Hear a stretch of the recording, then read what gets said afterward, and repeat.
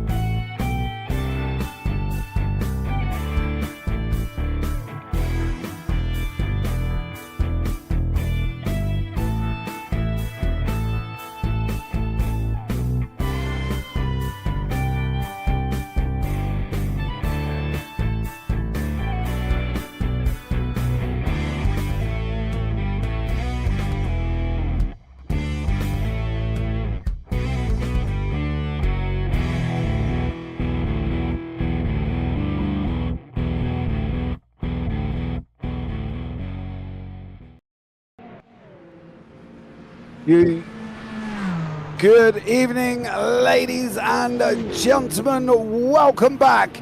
It is the VWSC, the Virtual World Sports Car Championship, round 3 of the Modern Series, live from Sebring. I am James Parfitt. I'm going to be up here in the booth with Bradley Dalton, and once more I've got the delectable, the delightful, the third voice in my hero, Mr. Paul Glover, on production. It's going to be an absolutely incredible one. Let's have a look at the track to start off with here. as we're going around Sebring in Florida with 3.74 miles, 6.02 kilometers. Opened in the 1950s. It was initially an old Air Force base, of course, and it's one of the great circuits that's not been touched, it's not been repaved, and if you drive around here without denture cream on and you wear dentures, they're going to be rattling right off to the floor where you're going to need to put them into the glass. But it's going to be incredible. We have got a whopping 57 cars in this server, and 25 of them, I believe, no, even more than that, 30 of them are hypercars. What could go wrong? I hear you say. I have no idea, but we're going to find out, aren't we? Let's crack on with having a look at the calendar currently as well. We can bring you up to date of where we're going to be. We are on round 3. It's the 120 minutes of Sebring. For those who work in hours, that's 2 hours of Sebring here. Then we're heading to 90 minutes of Imola for round 4. 90 minutes of Spa-Francorchamps. And then we've got the 4.8 hours of Le Mans. 4.8 hours of Le Mans for round 6. Round 7, we're off to the Glen, and then round 8, the one I'm looking forward to the most, on July the 20th. It is 90 minutes of Sao Paulo, or Interlagos, if you really want to be frank about it. Then round 9, we go to 90 minutes of Circuit of the Americas. Round 10 is 90 minutes of Fuji, and then round 11 is the Indy 100. Round 12 in October by this point is 100 laps of Road Atlanta, and then we finish off with 2 hours of Bahrain for November the 9th. So stay tuned for that one. Let's have a quick look at the challenges that they've got to deal with here this evening. Well, one of them will be the mixed fuel strategy. We know the hypercars are going to have to stop every 20 to 25 minutes at least, depending on their speed ability. So they could be looking at maybe 6 to 7 stops here. So that's going to be an interesting one. GT3s, we saw them manage 2 stops at the 1.2 hours of Sebring on Thursday night for the NARS. So technically they should only be able to have to go 3, but hey, who knows where that one will work out, whether or not it's free touching splash, or they have to do that 4th one. Cross-category cooperation. Polite way of, check out the blue flags. Because let's face it, it's going to happen. There is going to be a lot of it here in this race. And I am going to avoid all aspects of talking about blue flags. I'm sure Brad will maybe want to bring them up, but I'm going to completely ignore them. That way, I don't get myself in trouble. But let's move on to the challenges here. Or the tyres. Sorry, my bad on that one. The tyres will be medium and hards for the hypercars and medium for the GTs. They will have wet tyres. Are we going to need them? It is Sebring, and I have seen it rain in real life today, and I've seen it rain in other series as well. So let's keep an eye out on that one. Right. The final parts of me waffling on. We are going to enter into the scores. And let's start off with the Hypercar Pros. We'll go from top to bottom here this evening. And in the Hypercar Pros at the moment, it is Dan Kirby out in front on 72 points. Mikhail Dinu on 55, John Uyan on 46, Tom Lane on 45, with Ernest Bernardo on 39, Dan Herlick on 35, Mike Bell 32, Woodard de Bruin on 29, Cameron Barker on 23, and Alexander Schultz rounds out your top 10.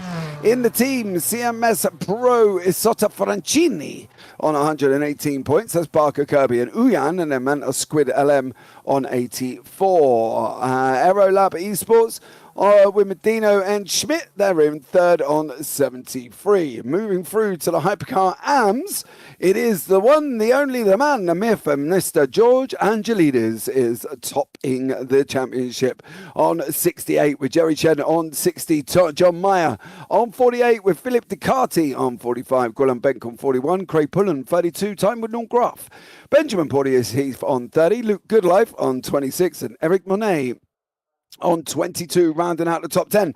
In the teams, the Curie Mistral Porsche 963 of Monet, Chen and Maya on 129. HRC US Acura AR06 on 113. And then Reptile Racing Porsche 963 rounds out the top 3. They're on 72 points. In the LMGT3 in the pros, we're going to head with JT Tammy. We'll be out in front on 66 points with David Junt on 59, Alicio Neto on 45, Joe Wilkes on 40, Brandon Gant on 30, and Matthew Overton on 27. Johnny Gutierrez on 23. Carl Vesser on 21. Ross Smith down there in 20th. Change of discipline. Maybe he might have should have stayed where he was. Wayne Galvin on 18. Then we're going to go over to the teams after we've done the top 10. Dark Thunder Racing, Aston Martin on 93 points with Overton and Tammy literally out in front by 34 over Black Hawk Racing Acura on 59. Sim Racing Alliance Ford Mustang GT3 on 51. That is Gant and Vesser in the Mustang. In the LMGT3 AMS, it's Matthew Boyce on 71 with Stephen Miller on 63. Josh Lepetri on 60 with Mike Boyce on 59. Stephen Boyce on 55. James Bowders on 39. Matt Boyce on 32. Yes, we have 4 of them. And then Felipe Marazzi on 9 and Carl Struhel with yet to score. In the teams, well, it's the Boyces on 162 and 162 for Trash Panda Racing Corvette. Then Speed Details MRE in second and Red Vessels Racing Porsche in third. Now, after running through 20 bits of information that you're hopefully going to be sitting at home writing down and keeping a close eye on, I'm going to bring Brad into the booth first before we start off having a chat with Ross. But let's bring Brad in. Brad, welcome in, buddy. How are you? James, good afternoon, good evening, good morning, wherever you're at. I'm doing pretty well at Sebring. I like Sebring. I'm really finding myself falling in love with this VWSC series and enjoying it. Of course, Bahrain, Qatar was interesting. I'm not going to bring up blue flags today. I will touch on them later, and I'll say one sentence, and then I'm going to leave it alone. So, but no, for real, VWSC, this championship has been really exciting for me to keep track of, and even just watching you read the points, there's not as much of a point spread right now as I thought there would be going into round 3. I was expecting things to kind of be, a little bit more clear early on, but it's very close. It's very competitive. And there's 57 cars coming in on this race. So I'm expecting a lot of good action and a very packed track. And Paul, good luck to you, sir, for keeping up with the cams and keeping up with the action. Yeah, absolutely. Let's jump over to YouTube chat. We have got our resident pit lane roving reporter, Mr. Reese. Does anyone know whether Kirby got any kind of penalty? I will go through that in a minute, dear sir. But how about you come and let me know who you are? You're the mythical, magical, mystical Mr. Reese. And none of us seem to know what association you have to CMS, but how about you let us know? Either DM me in the Discord if you're in the CMS Discord, or if you're not in the CMS Discord, well, just shoot me a message and let me know. Stacey there as well, thank you so much for joining us. Of course, I was in the Thursday's race, didn't quite go to plan. Bruno Miranda, go Congaves, he says in the YouTube chat there. Right, now we are just about to head in and going into the warm-up. That is the normal situation for us when we talk to our resident man, Mr. Ross Smith. So, Mr. Smith, welcome in. How are you? Good morning and afternoon to everyone. Thanks for having me. Good. I'm doing good. Okay. Well, there you go. That was the lovely voice of Ross Smith. We'll catch up with him later when he wins his class, I'm sure. Ross, what was that? No, I'm just I'm back and forth between a few things here on the side. So, nice and brief. I'll be able to join you. My teammate's going to be running the first stint here for us because we're teams of 3. So that's Jamie Zalecki. He'll take the car for the first hour, and then I'll hop in. And so all right. So just for people that don't understand that, Ross, give us a brief rundown of what you mean. We're obviously driver swapping here, right? That's obviously what we're noticing. Tell the viewers at home how that's going to work within our factor, because some people may not know what that entails. Well, I'll back it up just a touch because historically, the VWSC series has only done driver swaps at the 4.8 hours of Le Mans. And that was just to, just kind of give that event a little bit more excitement and to really push on the team side. This year, there's just been such a turnout that we had to come up with some kind of strategy to ensure that we could get the maximum number of people into the race, so that way they could enjoy the cars, enjoy the series. So what we decided was, okay, well, we'll do any of the teams that are signed up, because we really want to have focus on teams championships. That's really the heart of endurance racing. Even though you have, multiple cars, multiple drivers per car, we really wanted to show that off, because there's a lot of cooperation in terms of just making sure you have setup advantage, setup strategy, all of that. So we really wanted to showcase that, and so we pushed on that, and we said, you know what, let's just have these drivers pile into the same car, and that's how we got through Daytona with, I think it was somewhere around almost 80 some signups for that event. And we're no longer doing server splits. We want to make sure everyone's kind of, under the same sun, the same exposure on the broadcast here, because it's a wonderful job. We want to make sure that everyone who's going to be part of this championship has access to that, so that way, it's all part of the same package. So that's what we said. That's what we went with, and we've leaned it back a little bit since then, where we said, okay, any teams that are going more than 2 drivers, you have to have at least one of your drivers double up. So that's where we're at, and you'll see a couple of the teams. I think like Smile Power is one of them. I don't have my list in front of me, but there are at least 5 or 6 I know that are in that situation right now. So that's how we've gotten to our limit. I think there were 57 cars that were signed up for today, although we've had a few drop out. So it should get us around that 50 to 55 mark, just depending. Just a couple last minute drops. Some people had some things come up with work, that kind of thing, but it's still a strong grid. It's going to be a great race. Yeah, it will be, and I'm looking forward to it. I think overall it's going to be a very interesting one for all to see, I believe, as well, Mr. Smith. So I think overall it's going to be an exciting one. We saw it go off in NARS on Thursday. That was very, very exciting indeed. What's your chances here? Have your chances improved from what they were last time? Oh no, they've probably gone down. Actually, the 296 is extremely difficult to do anything with in terms of setup. I'm not even sure how Becky was able to pull out the time that she did. The obviously the Aston Martins and the Mercedes, they are very powerful. They're very strong. And part of that comes down to what Studio 397 has done to those cars in terms of what's going on under the hood with the physics. And there's not a whole lot we can do to change those things, because to do so could really upset the entire balance of the car. So we've made some alterations to kind of keep them in line, but there's it's really, really hard to kind of just get underneath them and do what you would absolutely need to make sure that it's really to parity with the rest of the cars that we have in the grid here. Not to say that they don't have a chance. I mean, obviously David Junt is up there. He's very strong in the NSX, and we've got a good complement of drivers in the Mustangs who are doing well. And obviously some of the 296 drivers have been able to work out how they need to get through the field. But it's a tall hill to climb.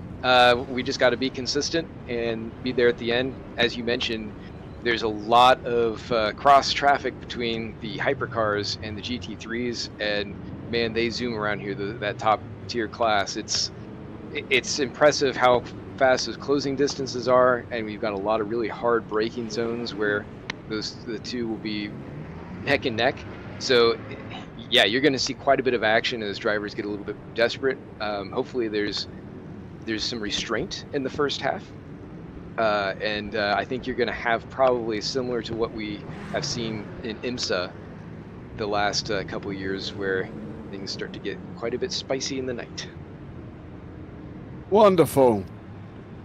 That's pleasing to hear, isn't it? I think, as we know, with this amount of cars, something's got to happen, right? And I think it could just go either way. But why we've got you in the booth here, we're going to have a discussion that penalties from the last race, Ross. There was quite a lot of penalties and none for GT3s, which, as you full well know, stumped me a little bit.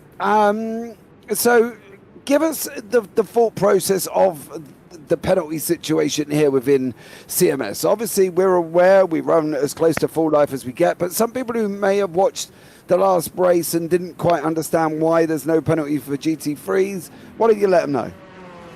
Oh, well, I mean, there is no difference in terms of the categories or class as far as how those penalties are doled out. I mean, if you have an infraction then and you're caught for it, then you have to serve it. I think one of the reasons why we saw a lot coming out of Qatar was we had quite a few new faces that were in there. The track itself, it's just difficult as compared to a lot of the other tracks to drive a certain way. The way that you have a lot of the closing zones, like those braking zones, turn-ins and stuff, I think that threw a lot of people out, particularly ones who weren't used to racing with each other and the different between the different classes and what have you. It all kind of added up to be a situation where you had a lot of guys who, you know, they might have been pushing to the limit, they might have been desperate in a few situations to try and get one up, and that caused quite a few people to have some issues. And I think the hypercars, maybe it was just it leaned a little bit high on that side because you had a lot of mid-speed corners, and there were drivers who thought that maybe they could do some of the things that they tried and didn't get away with so well.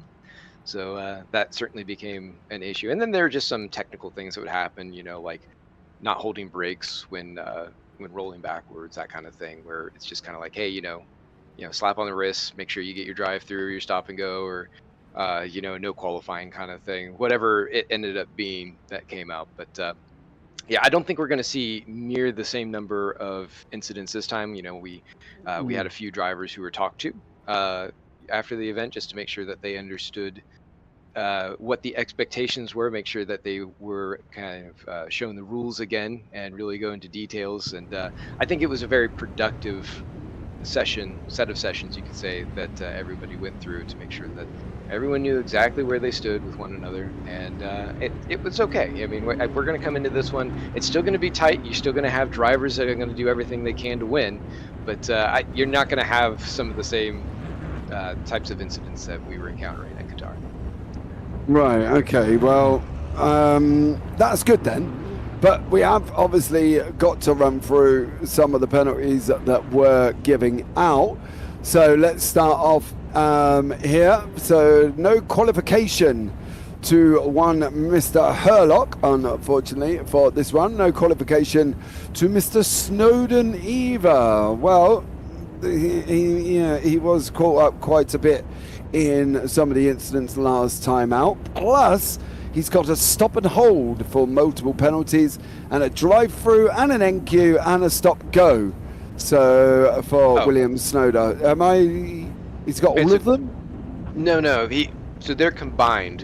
This was something that was kind of discussed after the fact too. So whenever you're involved in multiple incidents, it's combined down to a single one. So that's just to show that, yes, he has quite a few penalties, and he can reference each one, but he only ultimately has to serve that stop and hold plus 40.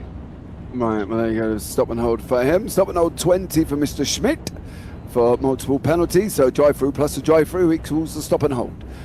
Drive-through for Norm Graff. A drive-through for Mr. Pullen. A stop-go for Tony McCoffin. A non-qualification to Ernest Bernaldo. A stop and hold 60 for Ernest Bernaldo. Ouch. Non-qualification to Dinu, and a stop and a hold 60 for Dinu as well. Drive-through for Vinicius Congalvis, and a stop-go for Gwilym Bank. There are also some probations. One race probation to Ernest Bernaldo for track limits violation in both qualifying and the race. One race probation to Dinu for track limits violation in both qualification and the race. A stern warning to Matt Buse for car control while off track leading to an AC. I'm guessing that's accident. Stern warning to Michael Locke for spatial awareness leading to an accident. 3 race probation for Mr. Hall. He's got 1 race to go. 5 race probation to Gilles Lalonde. He's got 2 races to go. And that is currently all the penalties that can hand it out. Mr. Rees, no. let me inform you. Anybody can join the Discord. Okay, so if you see the Discord link down below, come and join us, and then you can let us know who you are and what wonderful world you would like to play. And hey, come and have a chat with us. You know, we'll put you in the driver's booth, and then we'll bring you back in for some pit lane roving reporting. You could be our resident Ted Kravitz on the JPB YouTube channel, or if there's anybody else you fancy being, well, you could be that as well. So there you go. Brad, right, a lot going on for this race, right? A lot coming in. We've got 2 hours of Sebring, a lot to contend with, a lot of cars. Come on, give me a rundown. How's this going to go? All right, so here's how this is going to go. We're going to hit turn 1, lap 1. We're going to get through the orange zone, get through hairpin, hit the Fangio chicane, and as soon as we hit Cunningham corner, it's all going to blow open. Things are going to get crazy. Hypercars to GT3s, that first set of them getting around a lap is going to be very chaotic, because here's the thing. So this track is built using remnants of an old Army base down in Sebring, Florida. You've got sections like this that are very narrow. It's very akin to infield Daytona to me. And I'm not just saying that because we're in Florida, but look at the layout. It's very flat. It's narrower than you think it's going to be. But then you have sections like the Le Mans Curve, the Ullman Straight, and Sunset Bend that are very, very wide because it's on the runway itself. It's very wide. It's very spaced out. But here's the thing. That run into turn 1 narrows down because that's what goes on that infield road section. And that is where I think the choke point's going to be. I think it's going to be turn 1, and I think it's going to be Le Mans Curve. That's going to be where I think we see the fireworks really hit, especially between hypercars and GT3s because of the pace difference, because hypercars will be able to carry significantly more speed through Sunset Bend into turn 1 than those GT3s can. And of course, we got the natural progression of the GT3s. They're going to wash out to the outside. Even if they go on the inside, they're still going to be washing out. So they've got to think of that. Okay, so when you're going to try and go around the outside, be aware the GT3 is going to wash out.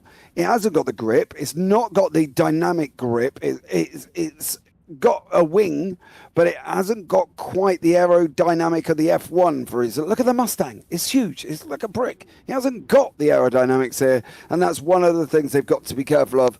Ross, you're the man with it in the GT3s and the hypercars. How difficult is that going to be for the drivers to contend with?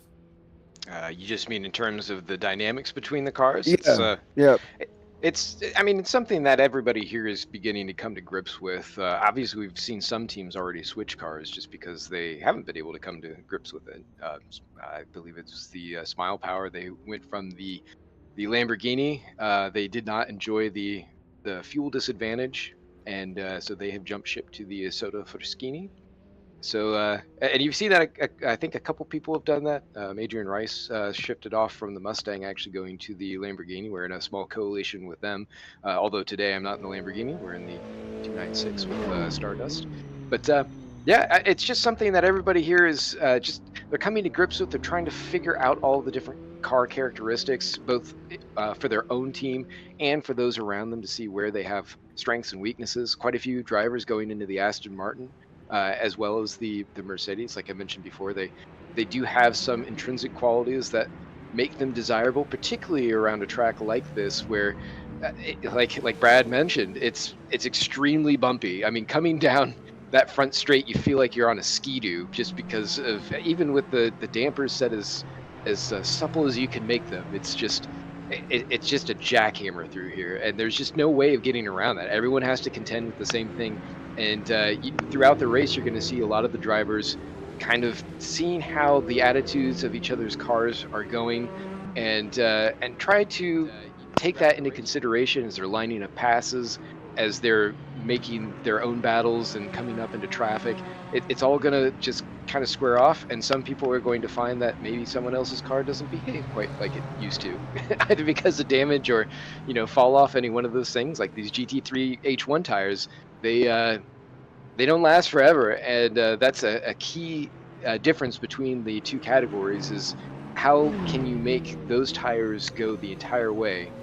Don't heat them up too much, don't wear them down too much, and by the end of your stint, you should be in good shape. Whereas the hypercars, well, you kind of have a little more strategy there with your hards and your mediums to work with. It'll be fun to see how that all kind of shapes up as we start going to the ends of some of these stints and cars start to come on or fall off. You guys will have a lot to talk about. Well, there we go. I think it's overall it's going to be an interesting one. Stacey, Lambos are the best. I love those Lambos, says Mr. Reese. They sound awesome.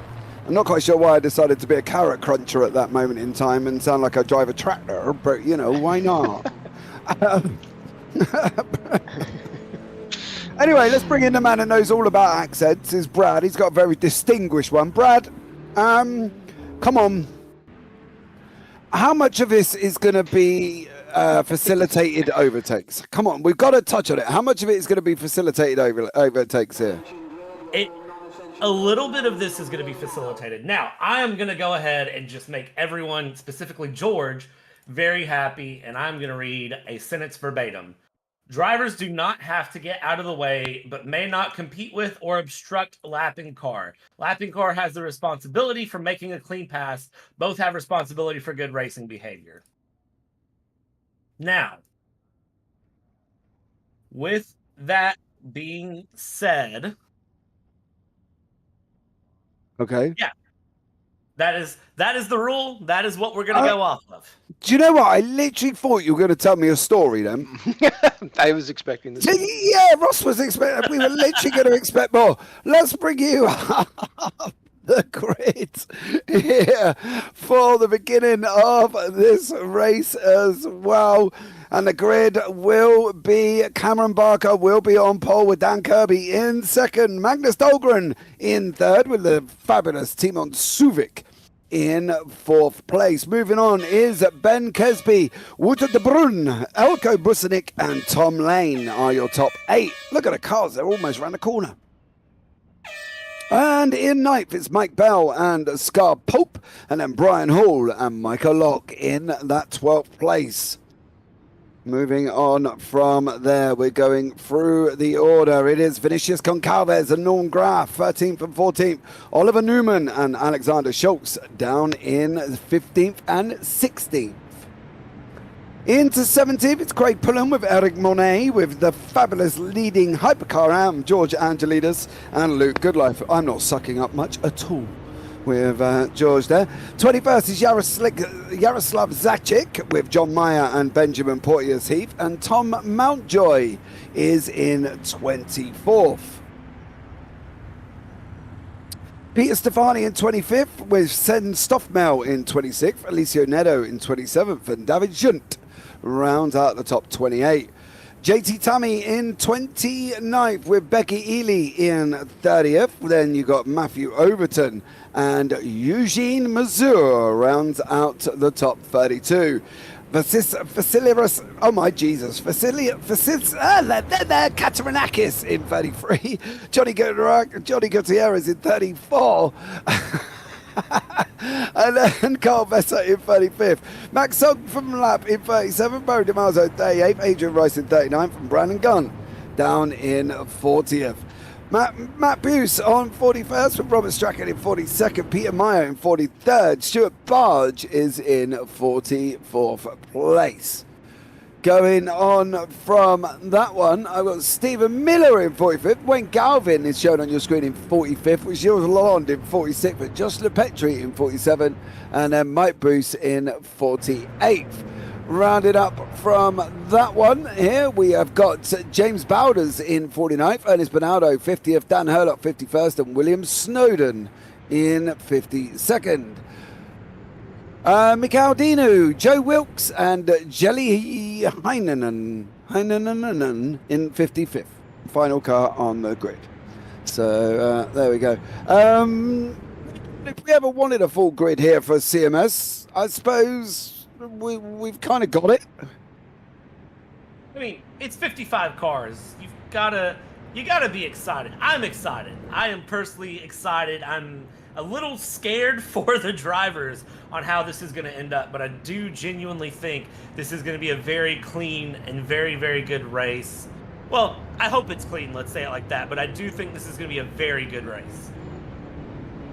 Okay, right. Let's start getting going now, as we're going to be looking at the hypercar leader, which is one Mr. Cameron Barker out in front. We're going to follow him now as he's heading down into turn 17, of course. Sunset Bend, as it's traditionally known as, for the CMS Pro Asota Fraschini Tipo 6 team. And don't forget, the orange zone is from the start finish line all the way through to turn 7. Are we going to be getting it going? Yes, we are. Can we get it going? Yes, we can. Can Bob fix it? Absolutely. But Cam Barker leads us away, and we are going to be up and racing in the hypercar category. Is Cam Barker with Dan Kirby, Magnus Dahlgren, Timon Suvik taking up the mantle going into turn 1. Kesby is in 5th. He's also managed to go through. Wouter de Bruin as well. We're going to be heading down to the GT3s in a very short while, but at the moment, Cam Barker taking the whole shot. He's got the run, and we are up and running here again. All of them made them through relatively cleanly. Some great action in the mid-pack, some great action overall, but now the GT3s are going to be moving, and they've got away with Senna Stoffemel out in front with Alicia Neto and David Shunt. JT Tammy behind that with Becky Ely. Not far beyond that. Matthew Overton there as well. Couple of people been off the side of the circuit already. Tom Mountjoy, Alexander Schultz, Porteous Heath, Noel Graff, Eugene Mizzou come out the pits, of course. They're trying to take it 3 wide down into turn 7, and that is never a good idea here, Brad. But everybody at the moment running, getting away, and that's it with 1:58 on the clock. Yeah, we're already a couple minutes in, and here's the thing. This is a 2-hour race. No sense in 3 wide early on, but everyone, for the most part, getting away well. Few people off the track, couple of cars really pushing the limits early on. But as you can see here up in the front, it is going to be Cameron Barker and Daniel Kirby getting away here, leading overall and running through the first couple minutes. And let's get some replays up here real quick of some of the action in the beginning.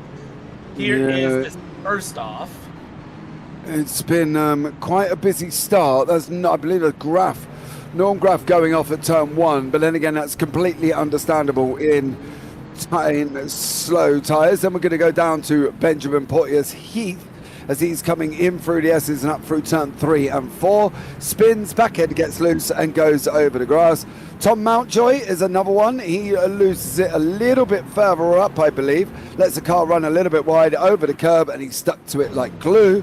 Alexander Schultz, after that one, coming down into the hairpin. His back end's going to slide, and unfortunately he goes over the curb as well. Stuart Barge is also at the moment, and Peter Stefani has had another one in that Porsche 963. Goes off, hits over the curb, he goes, and just goes off. And then finally, one Mr. Stuart Barge in the Ferrari 296. Again, same corner as before, through Le Mans into 15 and 16, and just goes a little bit wide. We're back into the action. Up front is Dan Kirby. Up front is Cameron Barker. We missed the overtake, unfortunately. We were looking for all of the chaos that commenced. But Brad, Kirby's out in front, and if we don't stop him, it's goodbye Dan Kirby. Yeah, Mr. Cameron Barker has a very, very, very hard ask right now, and that is get around Dan Kirby again and get back through and then just go and run away and don't look back. Because here's the thing, Mr. Dan Kirby, as you alluded to there, James, once he gets up in front, it is a goodbye, good night, see you later, and I'm not going to look back again because Dan Kirby does very well at looking forward. And just from the few minutes here of watching, honestly, Dan Kirby looks very comfortable, very in tune with this track and this car, and seems like he's not going to have an issue. I'm curious to see how the gaps open up as things go. Maybe there's a little bit of strategy coming into play, or maybe this is just Dan Kirby just running away with it as fast as possible. I'm probably erring on I would say I'm erring on the side of caution, but I'm really not. I think Dan Kirby's just going to be on his bike, and I think a lot of them are going to be the battling for the podium. And you see the overtake on your screen currently. That's going to be on the run down into turn 1. As you can see, Kirby tucked in right behind at the moment. He's going to look up the inside. Is Dan Kirby? Is he going to get it on the run out of 1? Yeah. And then he's going to take the inside line. He's going to get the job done, and that, I believe, is the end of the move. And Dan Kirby is through. He's up the road, 1.3 seconds. It's only going to get bigger, and unfortunately, nobody's going to get near it. Now, back in the Hypercar AMS currently, Scott Pope in the Isotta Fraschini and Norm Graff are in first and second here. They've been having a nice little bit of a ding-dong here, Brad. And I think this Hypercar AMS between these two could be going off here, as there's another car. I believe that's Oliver Newman going off the side of the circuit there.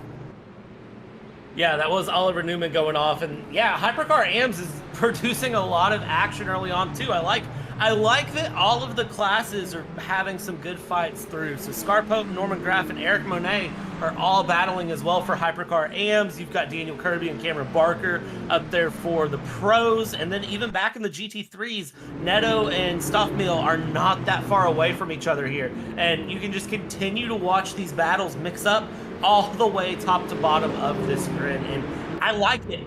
I like it when things are very, very competitive, and it's very hard to tell early on. This isn't the case of what we've had before, where it's just someone runs away with it, opens up a 75-second gap, and doesn't look back. This is very close competitive racing, and this is something that Sebring brings. This is something that this track setup really, really does well at making sure there is close racing. It's very hard for just one driver to get an advantage and run away.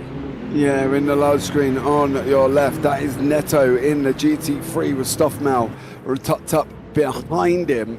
So these guys battling away in that GT3 Pro category, leading it off. And we got Junt not too far back from that. Bruce, and that is Matthew, is in the LMGT3 AMS. Ross, I suppose for you, this was probably one of the best ways of having this starting here, isn't it? And all the cars getting away cleanly. Ross? Oh, okay. Well, he's gone. So, unfortunately, I was just talking to no, obviously, yeah, well, there you go. Ross is, I'm sure he'll jump back in the booth at some point. See, you are here. So for you, in the GT3s at the moment, Ross, how's everything going? Are you all settled in? What's Rob up to in 13th at the moment? So, you know, he's on track. That's always a good thing. Rob's doing pretty well out there. He's going to be contending with some of the top guys pretty soon, although I know he's probably more frustrated with the setup than anyone, so we'll see how long that lasts. Jamie unfortunately has some technical issues, so he had to fall well down the grid as he's fighting with Stephen Miller in the AM class.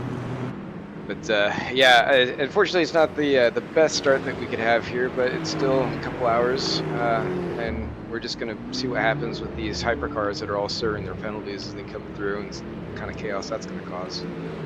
Yeah, I think, to be fair, you've got the likes of Bernardo, William Snowden, and Dino who are starting to make their way through the grid here. One of the things that you can obviously look at from this, Ross, is you haven't been caught up in what we've looked at so far, and there's been quite a few incidents going forward in front of you, and you guys are managing to get through. So sitting where you are at the moment, surely got to be better than off in the pits for damage. Well, yeah, I did see some of that, although I was trying to keep an eye on what was happening with JB, since I have some inherent interest in that car. But yeah, you're right. Sometimes it has its benefits of hanging in the back, and I certainly saw that in NARS on Thursday for the VMSC, and I was able to avoid quite a few clusters that happened early on in the race. But we'd still like to be further up if we can. It's just it's still a longer race, almost twice as long, and yeah, a lot can happen. Much bigger grid, it'll be wild. Do you think we're going to get the parking lot that we had down in Turn 7 on Thursday? Just for a road circuit, we got a big one, didn't we? I don't want to make too many predictions on that. I hope not. I hope everyone is able to kind of keep doing their own thing here, but I would say we're probably 50-50. Yeah, if anybody hasn't gone and watched NARS on Thursday, go and watch it back. You will see a spectacular crash coming down into Turn 7. It was a big one, and we're at a road circuit. I think there was no fewer than about 8 cars turned around in that incident.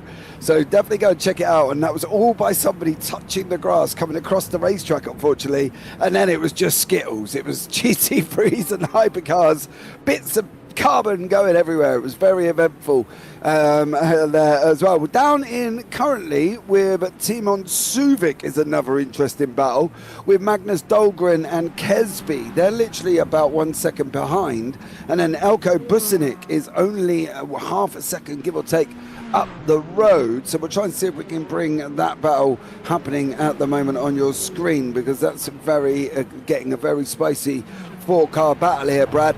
But I think these guys are doing a good job. If you're still running and you've not had any damage, Brad, you're on the right foot. Yeah, everybody's doing pretty good so far, as we see a GT3 trying to stay out of the way of the hypercars and snapping off in the grass there a little bit. But no harm, no foul. Everybody is still moving through. We can see the hypercars are starting to lap through traffic and starting to slowly carve their way through the GT3 madness here of a 55-car field.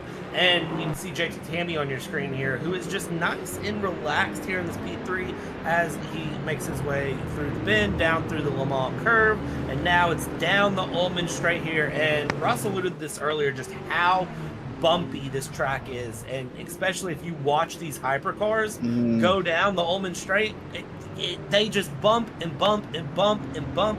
It's a wonder these guys don't get like a headache or something by the end of this race, because it's just constantly bouncing back and forth. Can you imagine these in a motion simulator?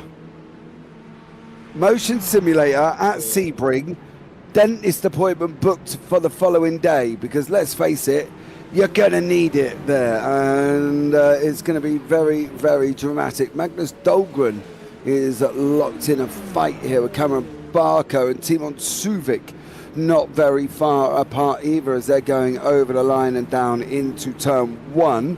We've got Suvik behind Barker at the moment, and Barker is trying to break away, but not really getting away fast. Unfortunately for Timon Suvik, Ben Kesby, who didn't have the best of nights on Thursday, unfortunately for him.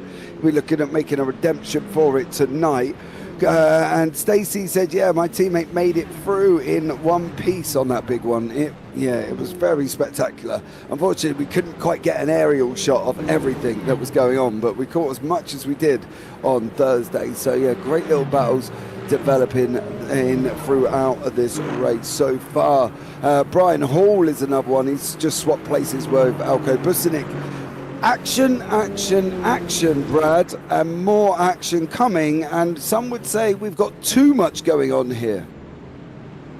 Yeah, I don't know who would say you have too much going on unless you're running the cameras and trying to capture it all, because I like action. I like keeping things going. I like the fact that there is so much going on, and, you know, again, another unique aspect of Sebring. It's a deceptively small track for what it is, and it produces great moments, great action. Obviously, I don't want to see a big pileup in turn 7 like we did on Thursday night in ours, but hey, if we continue to see just this field loop around and get competitive the whole way through, I'm pretty okay with that, because it's giving good action. The hypercars constantly passing the GT3s battling in their own right. I'm really, really enjoying this so far. Yeah, I'd hate for anybody that just said for Becky Ely. I'm sure I said about Becky not crashing. Well, unfortunately, Becky's into the pit lane. She's had a couple of moments that have not gone her way as young Becky Ely, and she's currently sat in the pit lane. So we're going to have a look back and see what Becky got herself up to, and we can have a look now. That was down into Le Mans, turn 15 and 16, runs a little bit wide, gets a little bit bouncy, and then comes back on the side of the circuit. Just after that, mind you, she goes straight into the pits. But I don't think that's her first one, and it isn't her first one. And she was involved in contact that produced spinning round, and then unfortunately she smacked straight into the barrier at around about the 15.5-minute mark as well. And so there, that also caused her damage to have. So a bit of a rough start for Becky there, Brad. But I think, you know, we got time, right? We still got time. Yeah, this is a long race. We're only 15 minutes in, James. We're 15 minutes into a 2-hour race. There's plenty of time to recover and find your way back forward. There's nothing that is saying, 15 minutes in, you need to throw in the towel because you had a small incident. Jump back in, keep going. That's the fun of endurance racing, is that it is truly not over until the checkered flag falls at the end of the timer. If it is 15 minutes in, there is no reason to give up. Get yourself back together, get back out there, and keep pushing. Run that slightly alternate pit strategy you got to run, but you can find the time back. That's the fun about this. It's not like NASCAR, where if you wreck and you go 5 laps down at Bristol, you might as well sign it off for a night. If you go a lap down or something here, just drive to a lap time and keep pushing your way forward. Would you give up after 5 laps down in Bristol? I mean, I wouldn't, but I've known drivers that have done that. Yeah, I wouldn't, because Bristol is thick and fast on cautions. We've lost Ernest Bernardo. He unfortunately is out, and Michele Dinu is another one that is out. Bernardo, let's have I'm just trying to find out what actually happened to him. Yeah, he had an off track. He had an off track after that as well at 1913. Yeah, so unfortunately for Bernardo, it looks like he is out as we've lost 2 starts, 2 guys together, and this is what Bernardo got himself in the mix with. As we wait for the replay to come up, and here he is. He got a little bit wide and then unfortunately hits the grass. Doesn't really get the car stopped, spins. That's his first one. Yeah, and that's it. Yeah, and Bernardo then comes back as he tries to recover and hits the wall. So that is how Bernardo did what he did. But Kesby, Suvic, Dahlgren and Barker are not giving up on each other. They are literally nose to tail. It's almost as if Paul can hear me in the background. It does feel like it. Watch these 4 right here just continue to battle. They're very close side by side here between Barker and Suvic as they go down into Sunset Bend here. They settle things out, get back single file. Dahlgren is trying to build a gap here. He's got almost a second to the 3 behind, and the 3 behind are very competitive. They're doing everything they can to try to get their way moving forward here. Kirby, though, has ran off by 3 seconds. That gap is closing very quickly, but it does look like gap 2.5, 2 seconds. Why is that gap closing so fast? Is it just the traffic he's fighting? Because he is, it looks like, getting in the thick of the GT3s at the moment. Yeah, Dan Kirby is trying to make his way through. You can see he's mixing it up. He's trying to wiggle his way out here as we keep an eye on this second battle. And for Kirby, he's now also coming into hypercars, which is not always easy. There is a very loose one in front of him, and I'm worried that's not William Snowden, that's not Becky Ely. Who is in front of Dan Kirby? Whoever it is, it's got very now he's behind Dan, so there we go. And once more, so yeah, I think with 140 on the clock here, Brad, they've got to be looking at the picture now and saying, right, where do we need to be, what do we need to do, and how do we go about doing it? Yeah, and if this is your first endurance race, your first time watching the VWSC, you may be thinking, well, why don't they just drive flat out the whole time? Why don't they just push and push and push? The cars will not push the whole time. The thing is, everybody has a slightly different lap time they're driving to. Everybody has a slightly different strategy, and every one of these cars have a slightly different handling characteristic that you have to kind of drive into and be accustomed to. You know, we heard Ross talk about it earlier on that, you know, some drivers just didn't like the car they had. The Lamborghini seems to not be a liked car, and so teams swapping out of that. Every one of these cars have a slightly different characteristic. They are, of course, BOPed around to work together, but there's still differences in handling, acceleration, cornering that you've got to drive into that will affect your race strategy, affect your tires, affect your fuel. So you can't just go flat out. You've got to plan your strategy and be very bold with it, but it's also, you need to be a little flexible at the same time. Go in and think, okay, if I have a perfect race, I'm going to pit 20 minutes in, 40 minutes in, whatever it may be, and then be prepared to change that strategy completely as the race goes. Yeah, I'm very much on the lines of that. Drive it till, for me personally, I would just drive it till it's empty and then go in and, you know, try and deal with it after that and find out where I am, as we've got Eric Monet and Luke Goodlife. They're just weaving their way through the GT3 there. A little bit of a hairy moment for Monet. That's quite an interesting development there with these guys. But I think, Brad, you've just got to look back and go, right, we're going to go for it. And that's it. That's all you can do. And battle they do. And it is great situation going on with the Eliseo Neto and David Junt, who are only, well, they're now about a second apart, as we've got the the Hypercars are coming through behind them. Always difficult when you're in a GT3 with the Hypercars lapping you. It is, but it's something that you've got to learn to cope with. It is something that if you're driving a GT3 car, you get into that car knowing that you're going to have to deal with Hypercars being around and getting past you and wanting past you, and you've got to be prepared to deal with it and do what you can. Can you use that Hypercar to help in the mix and get a pass done? Can you use that Hypercar to pick your way forward a little bit, or is it going to just compromise your battle in your race? And it is truly up to you as a GT3 to decide which way you're going to look. But in that case, it is David Junt who is just dropping. Oh, and Neto almost lost it there through Sunset Bend. Ooh, Sunset Bend about to hit him good night. Yeah, no, getting it all a little bit wrong. JT Tammy now going to be in there with David Junt as they're going into turn one. JT Tammy sitting in third place in the LMGT3 Pro. Stacey tried the Ferrari, gave up after 10 laps apparently, Brad. Apparently the Ferrari was tough to drive.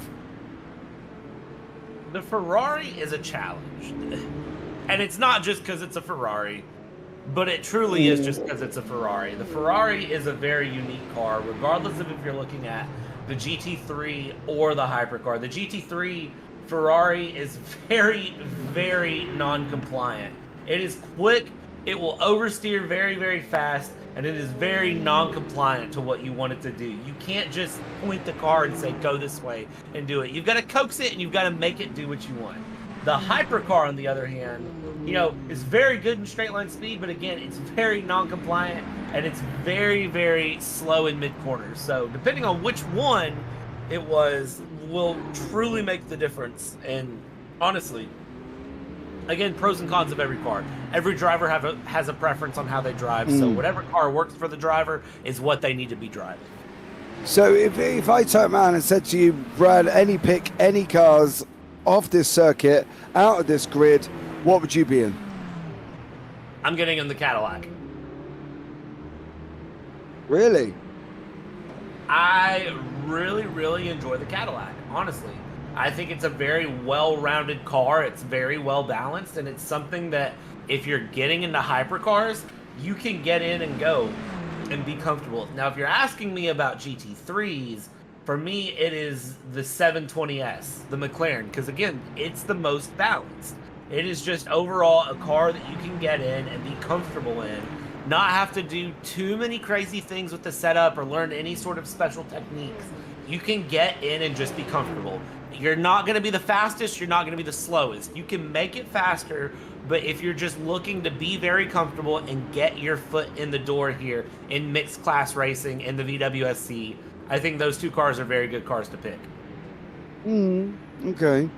I think the Porsche the Isotta is going to be probably the choice. Now, as much as I would love to be able to tame the 9X8, that is well above my driving ability, and I don't think I've quite got that skill to be able to drive the car. I love the 9X8 and it looks amazing. I just don't think I've got quite the ability to hold something that hasn't really got a rear wing as such to cope with my heavy right foot. And I think some of it is skill based. Don't get me wrong, I don't declare to be the greatest of drivers, but I love the 9X8. I just don't think I've got quite the ability to be able to drive it properly. James, you don't have to be humble around here, man. You can tell us that it's just not experience. You don't have to say it's a lack of skill. You can say it's a lack of training. There is a little bit of humbleness that you can drop when you're around me. I won't tell anyone. It's not like we're streaming to the internet. Oh, see, that's how you deal with that, Brad. Unfortunately, we don't have, Paul he doesn't quite got that sensitive appearance that you have, where you say, oh, it's just a lack of practice. He's just like, it's a lack of skill, James. Stacey said the Porsche HY was a nice ride. So there we go. And into the GT3s we go with Alessio Neto, JT Tammy, David Junt as they're going around the final coming. JT Tammy tackling over David Junt. Now, I've got Oliver Newman closing up in the hypercars, so we should have an hypercar mixing it up in this battle. But at the moment, JT Tammy still in second place, David Junt in third, and Alessio Neto up the road in the Merc. And now obviously the pit stops around the hypercars. How long would we going for? It's been about 20 minutes. Yep, if that would basically sum up about where we said about the hypercars will be. Yeah, it's a very, very busy pit lane, just looking through and looking at all the cars that are in. It's moving very, very quick. You've had Cameron Barker in the pits, Mike Bell, Ben Kesby, Michael Locke, Daniel Herlock's been in, Scar Pope's been in, Tom Lane has been in, George Angelides has been in, Eric Monet, Norman Graff, Porteous Heath, Craig Pullen. All the hypercars except for a handful have been in, and it doesn't surprise me a bit to see that we haven't even made it 30 minutes in. We're just over 25 minutes in, and we've had cars in and out. So on the math, I'm going to tell you that 6 pit stops is what I would expect.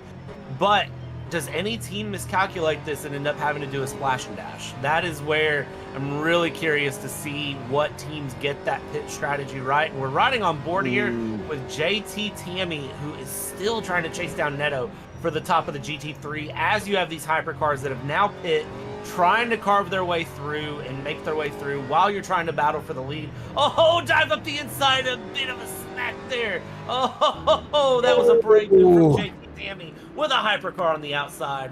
Doesn't make it stick, leaves the place alone, but you talk about an attempt. JT Tammy there made his move. He saw his one opportunity. He was going to capture it. He was never going to let it slip. JT Tammy's trying to go for it through at Le Mans as he's coming around Sunset now. Alessio Neto out in front. There's a spinning hypercar. That's Timon Suvic in the background. We just saw him in the brief moment of the screen there. He has gone round and he's gone back into the pits. But Alessio Neto, JT Tammy, and also David Junt at the front of the GT3 Pros, 0.6 seconds apart. Nesso in the Merc, and now he's surely going to have that inside line. It is for Tammy. Tammy takes the lead in the GT3 AMS, and David Junt is sitting behind as they're coming into turn 3, through the wiggle of 4, out the wigglets of 5, and now on the run down through what was known as Big Ben.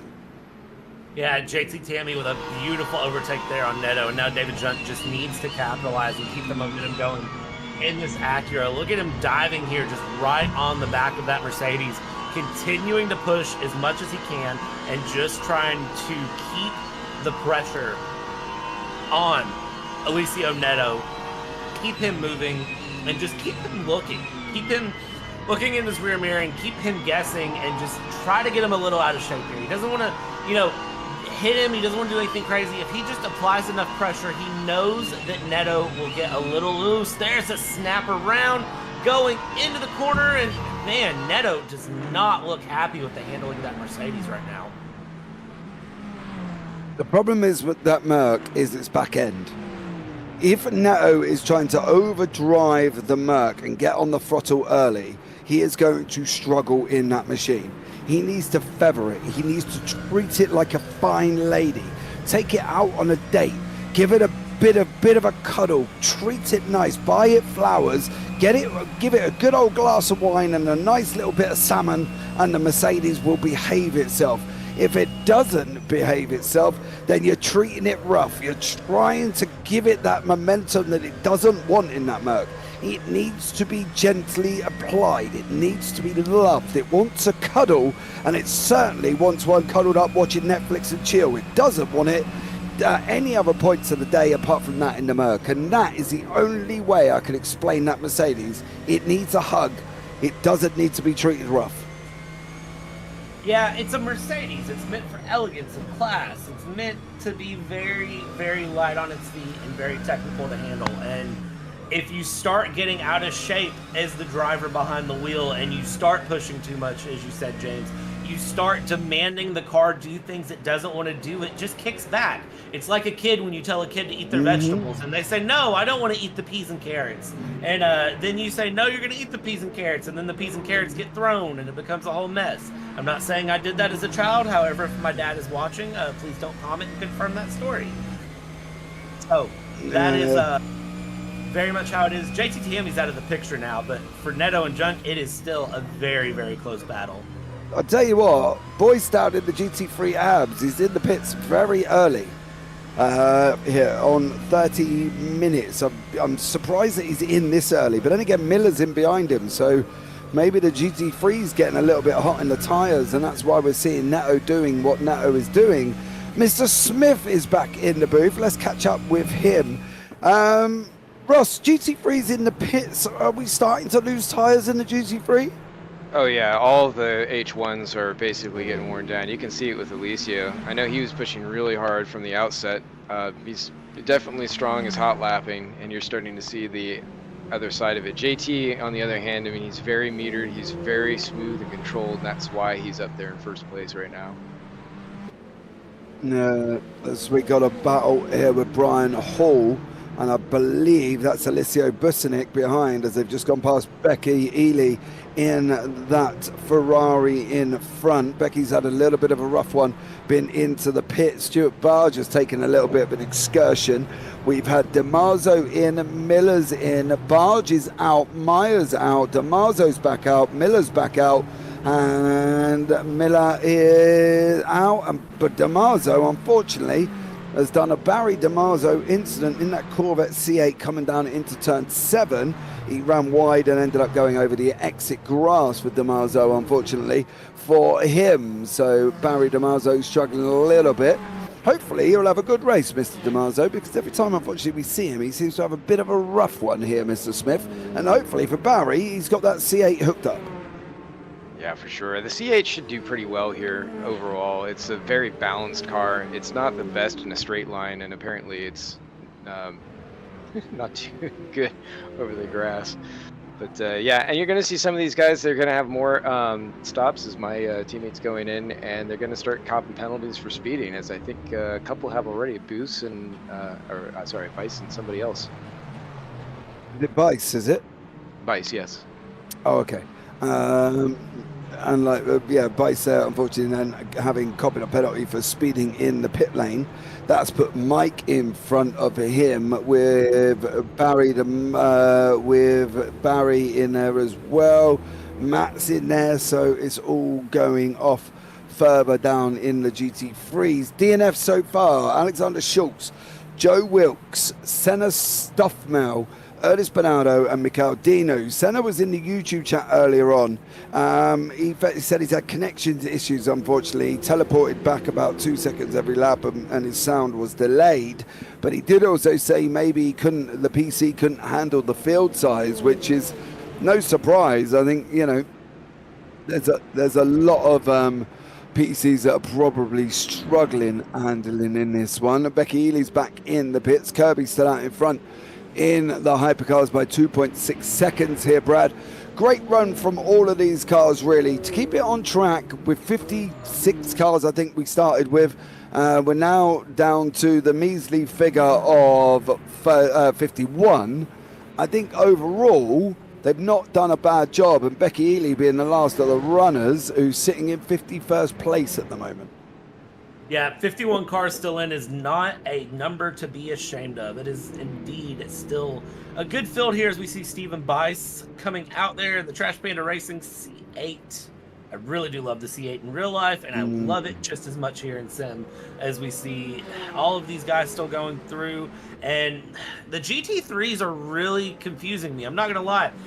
I figured they would go another 10 minutes or so, but the fact that their tires are already going off is impressing me. I didn't think the tires would go off that fast here. Maybe it's just the Florida weather getting to it, but I'm not sure. And here's a big battle right here in Hypercars. This is a Lock and Herlock for P9. Look at this here. Very, very close as they come around down through Le Mans onto the Ullman Straight.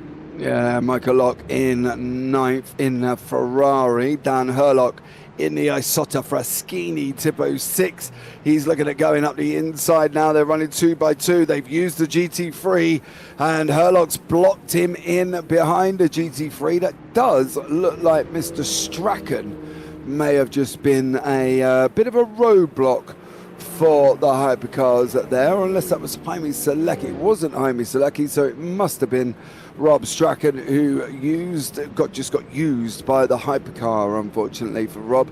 A little bit used, but there we go. And we can't really do a lot about that one as these guys continually battle it out here. Ross, how is Rob in the race car? What's he sitting there thinking?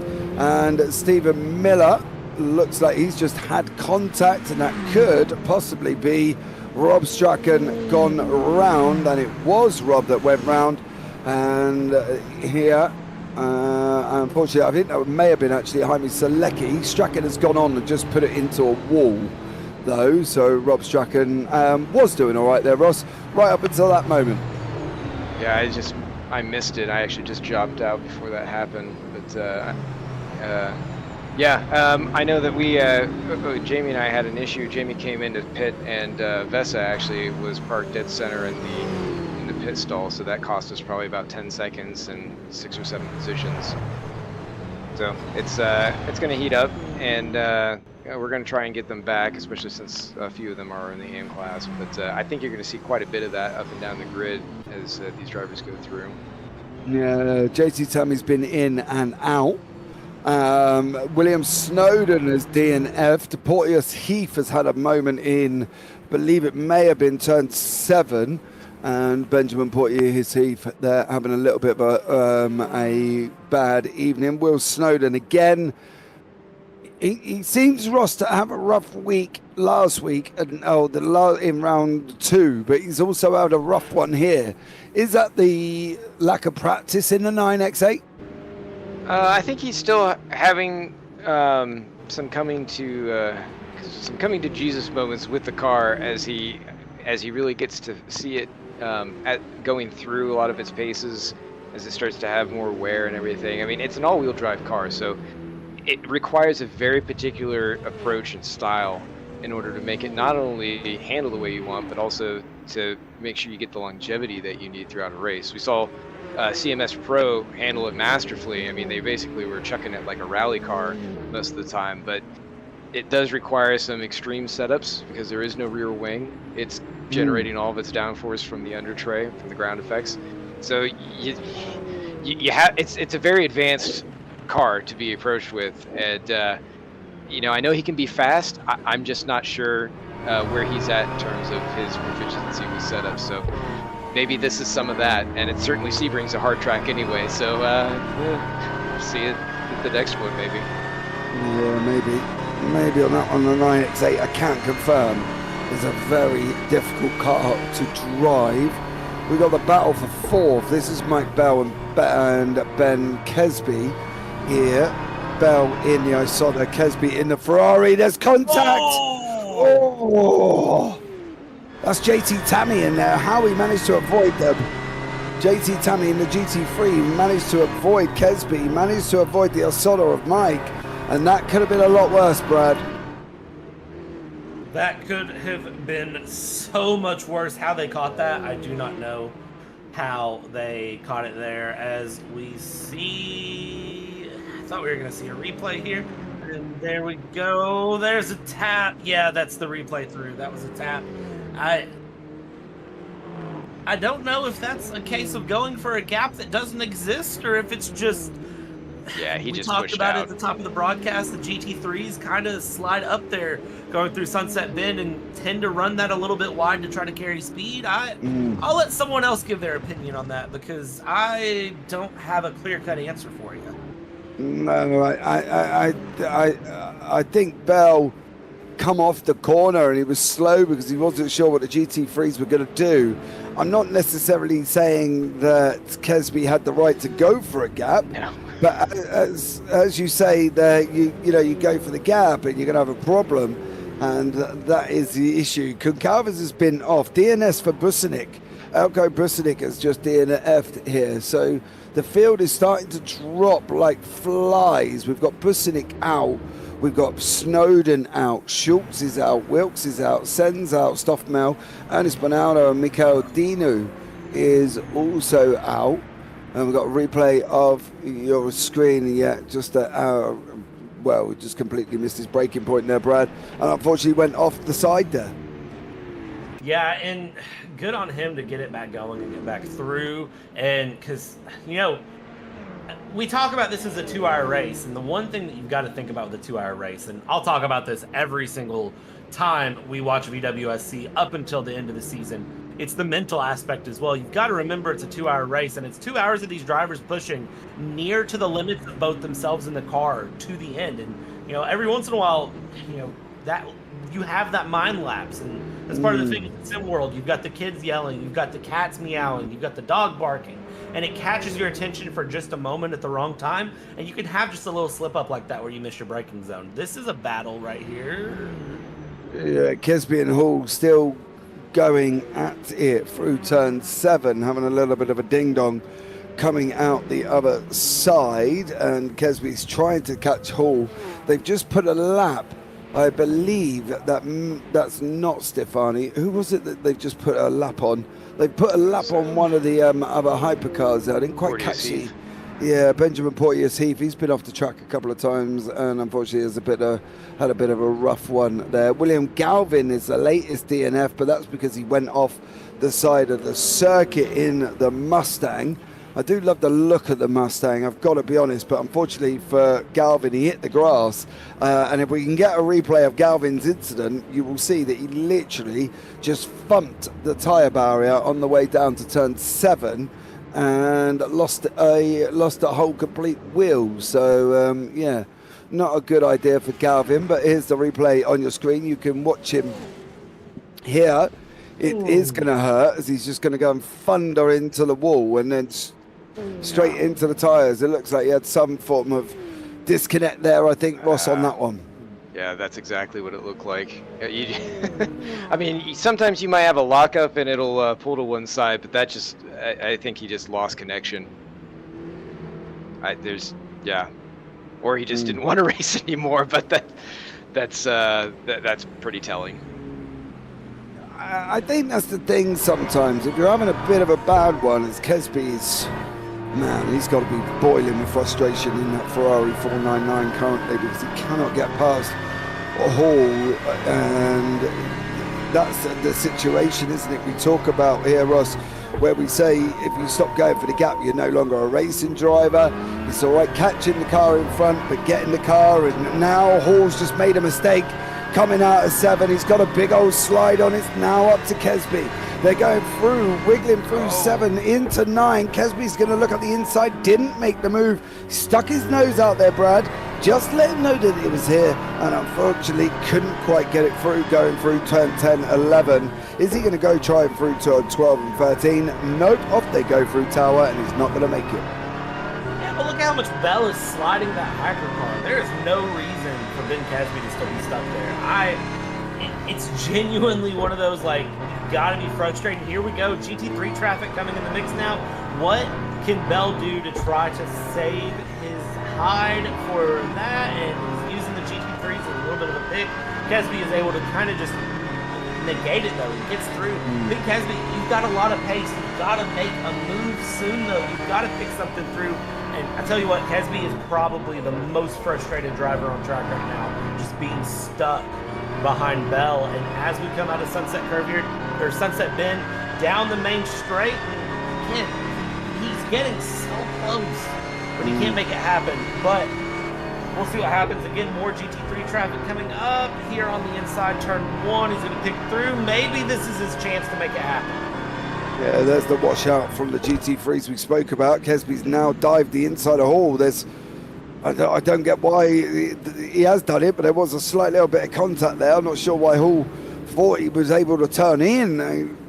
Surely the spotter would have been yelling in his ear, and I'm half expecting Kesby to make a break for it and just escape up the road. He's had great pace from Kesby, 153.7. 151.7 from Kesby, 151.6 from Bell, but obviously Bell must have got caught up behind the GT3s, couldn't quite wiggle his way out. It did look like there was a little bit, but maybe that just was my eyes. Obviously I wear glasses for a living. Stacey there says ouch, that will leave a mark, after looking at William Galvin just going thunder into a tyre barrier once more there. Ross, what's going through your head? When are we going to see you in the car? Oh, I'll be in probably the next 15 minutes or so.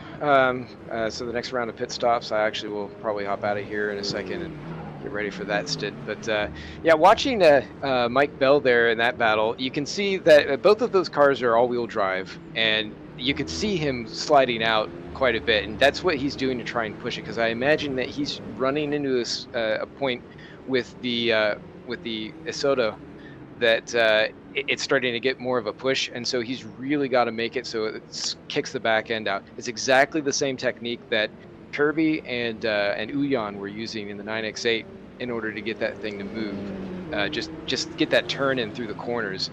And I think that that's going to be telling for the way that this team is working with what they're doing for the season, because they've gone from the rear-wheel drive Lamborghini into this all-wheel drive Isotta Fraschini, and they have to cope with that. I mean, they were fast initially when they were doing testing, but now they got to see how this thing actually handles through an entire stint.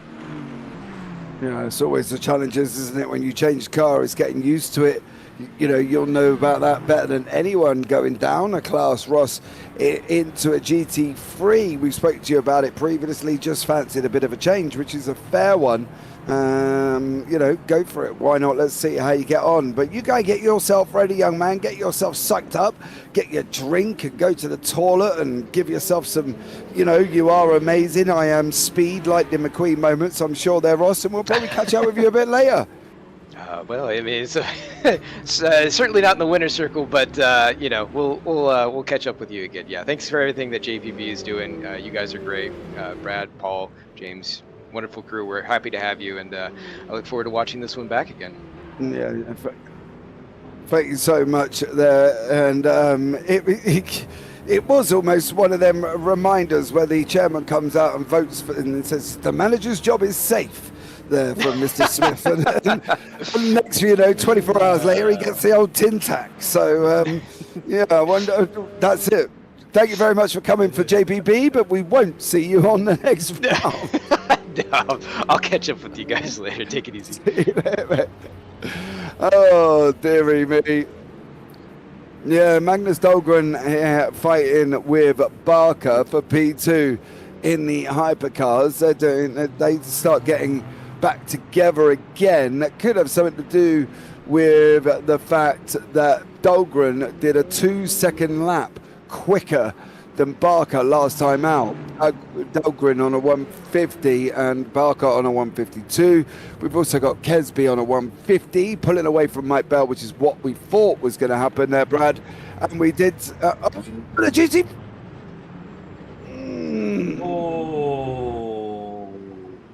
James, we're not having the conversation this week. We're not. Man. Let's Come on. run and bear it. You've got to give me something. No. And he had the grass. Oh. I think that was a bit of a panic. That was a panic move is what that was. That was oh no, there's hypercars coming. I need to move. And then panic, gave it a little too much wheel, the back end snapped, and then said, oh no, now I have to hold on to it, and brought it back across. That was a panic move is what that was. George Angelita's with an off. Yeah, unfortunately for George. Just straight round, unfortunately, hit the edge of the grass and around he goes. Yeah, I'm.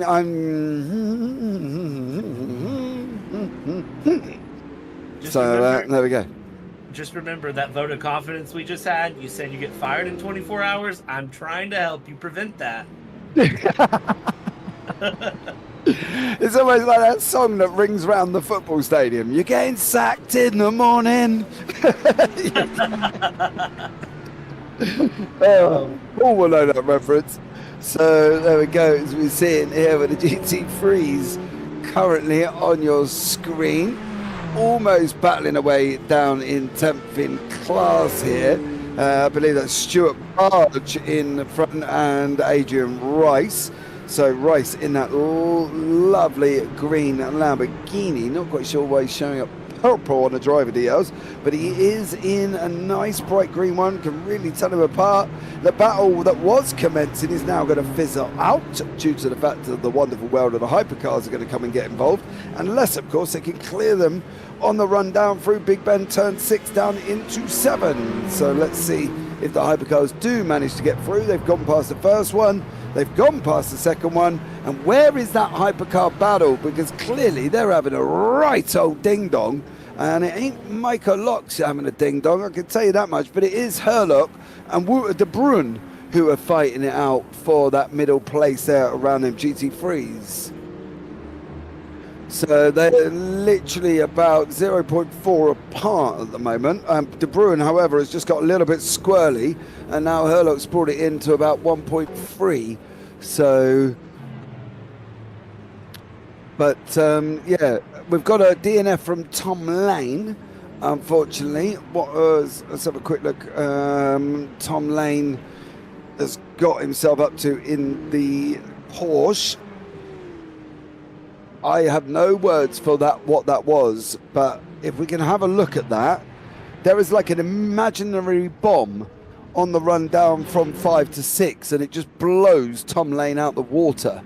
As you can see, Dahlgren there going in past the battle.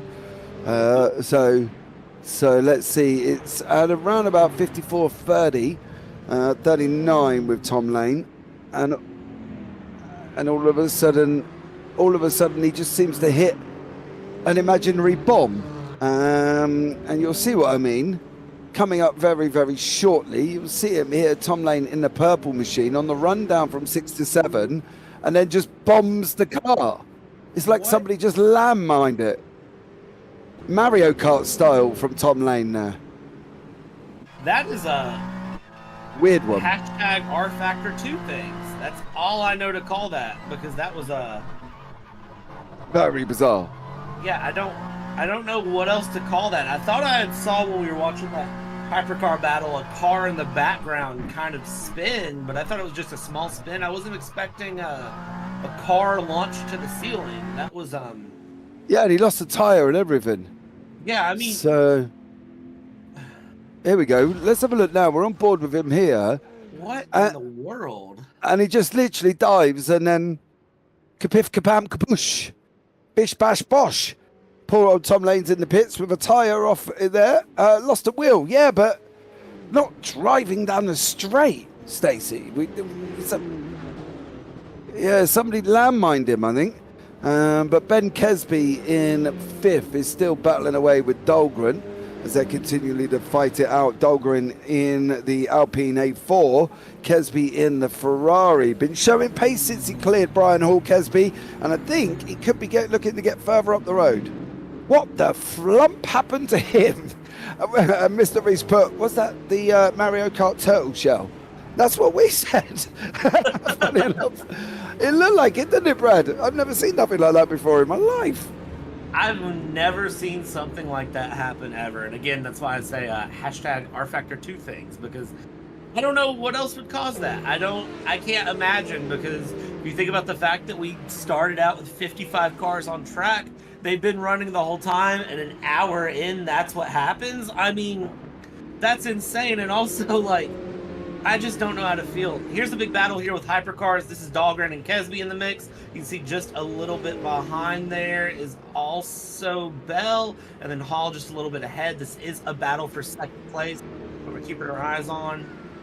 and it was Hall in the pits here. But yeah, Dahlgren and Kesby continuing to go through and battle as they come here through turn 2 through Gurney Bend. And I mean, Kesby has been showing pace, and Kesby is just trying to find a way past Dahlgren here, and it's very, very doable at this point with the pace he's showing. Yeah, Kesby's got great pace. Absolutely classic pace is Kesby. I think if he clears Dahlgren here, he'll be gone, as De Bruin and Brian Hall are now into the pits. It did look like Hall was struggling a little bit. We got obviously a Tom Lane DNF, which is really no surprise. Busenik's out, Galvin's out, Snowden's out, which leaves us with 48 cars on the grid, still running out of the 57. So you don't really need me to do the maths if you can help it on that one. But Dahlgren and Kesby, I think Dahlgren is going to be under pressure very soon.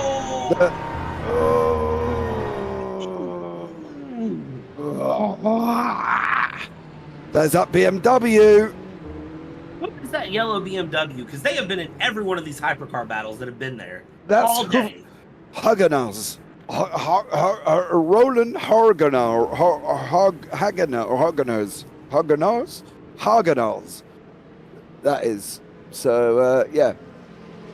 They found their way into every single one of these battles all day long. I don't know. They're finding themselves in the mix, and I think I'm just going to shut up. That's exactly what I'm going to think here, because just no. I don't think we need George calling us after the race, James. Again? So, yeah, let's not again, please. No.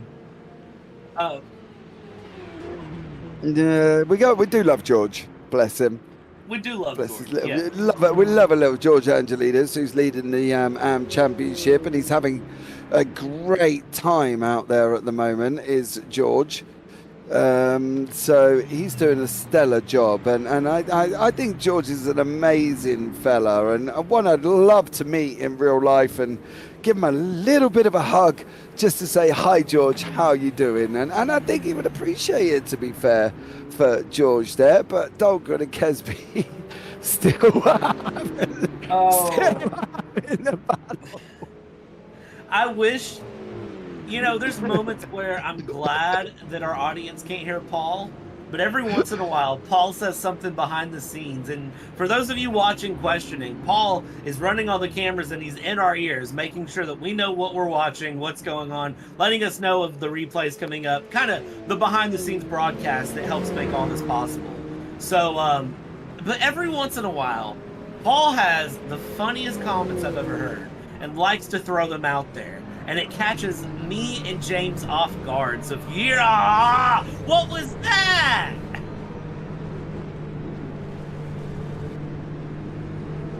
I'm not saying nothing. I'm not allowed to say anything. I am silent. I'm just keeping an eye on Brian and Gant. That is same class, not mixed class. You can say something about it. Push to pass. But then again, was Barge already sliding? Was Barge already sliding, coming out of the corner in that car? I mean, I don't... I think we need to go... No, I don't think so. I've looked in the cockpit view. He definitely was not sliding. However, he is now sat in the pits.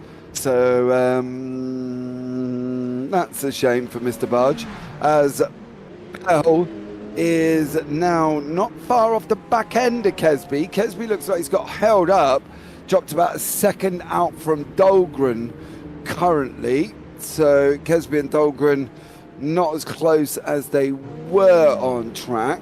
45 cars running now. Hold on, we've got more than that. 46 Roland Hagenars has unfortunately gone, well, he's pitted and then come out the server. So I think Roland, oh my gee, Roland has unfortunately DNF'd there. No tyre blowout out of nowhere in RF2, says Tom Lane. It did look like you got Mario Karted, mate. It did. It looked like somebody had landmined you on the middle of the run down through Big Ben, which is quite... No, he did not have a tyre blowout. Not on your Nelly. That was just a glitch in the... That was a glitch in the Matrix. If that was a tire blowout, then I would hate to see what would happen if you had give right over. That was not a tyre blowout. That was literally a glitch in the Matrix somewhere. And we had that before, actually. We had it before at a racetrack. Paul might be able to help me out. Last season, in the historic, it was happening in the Panos at a certain racetrack, and Kirby and Uyan had to change cars into the R390 because of that situation where something was happening. I can't remember for the life of me what track it was, but that was what was happening in the Panos last season. It was just unexpectedly hitting landmines. Yeah, who is that hypercar that just ran off? These hypercars are pretty Peter Stefani.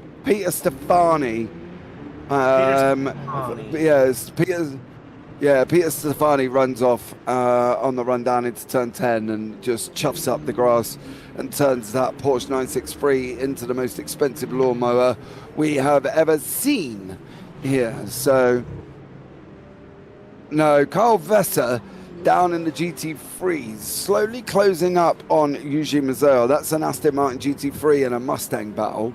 We'll keep a nice little tight eye on that. That's one of the closest battle in class where we are on it now, so you can see it on your screen.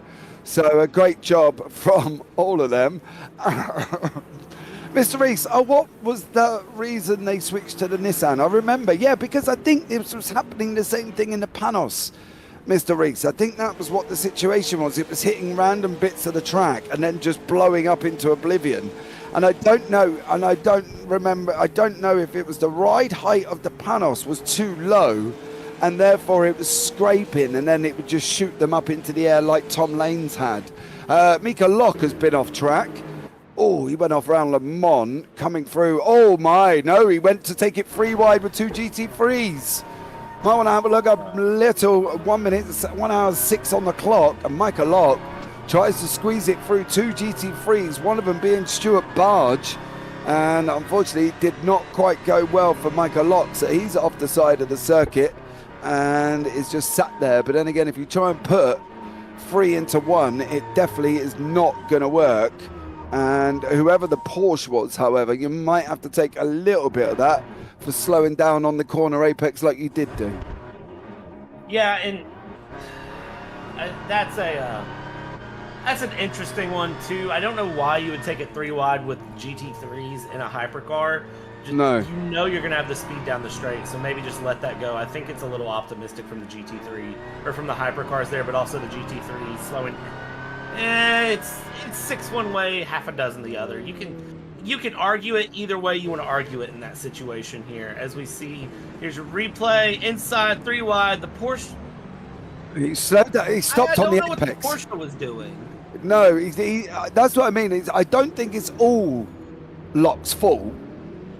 The Porsche was definitely, he's got to take some responsibility for literally parking it on the apex. That's the problem. Yeah, and again, remember, as I said earlier in the broadcast, and I'm going to quote it again, driver does not have to get out of the way, but may not compete with or obstruct the lapping car. That feels like obstructing right there. Just stopping in the middle.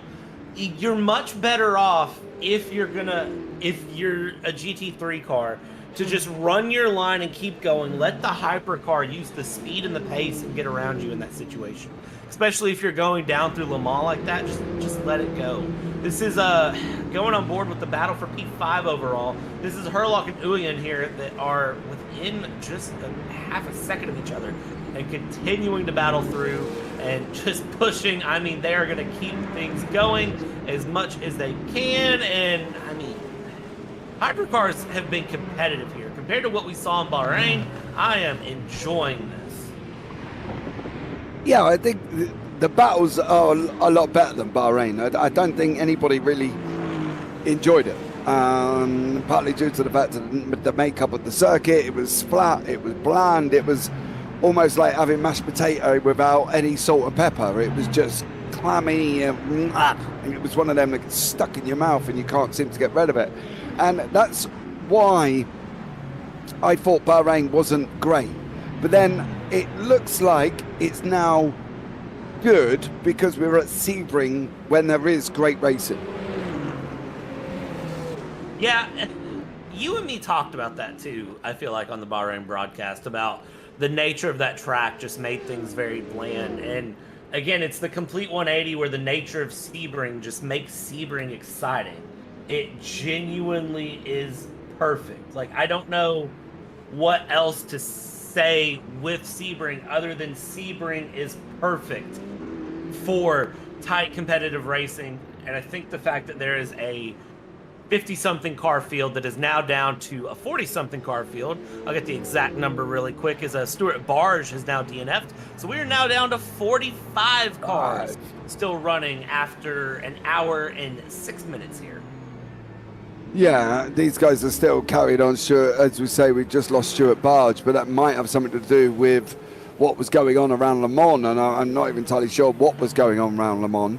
And we can see that Katarinakis had a moment down into turn 7, missed his braking point, runs wide. Kesby and Dahlgren are not leaving each other alone here. They're more of a, how can I put it?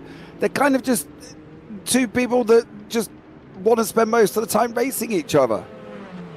Yeah, Dahlgren and Kesby, I mean, these two have just not let things go. As we see a new GT3 fastest lap by Mr. David Junt as we go through. So as we hit this halfway point, we're getting ready.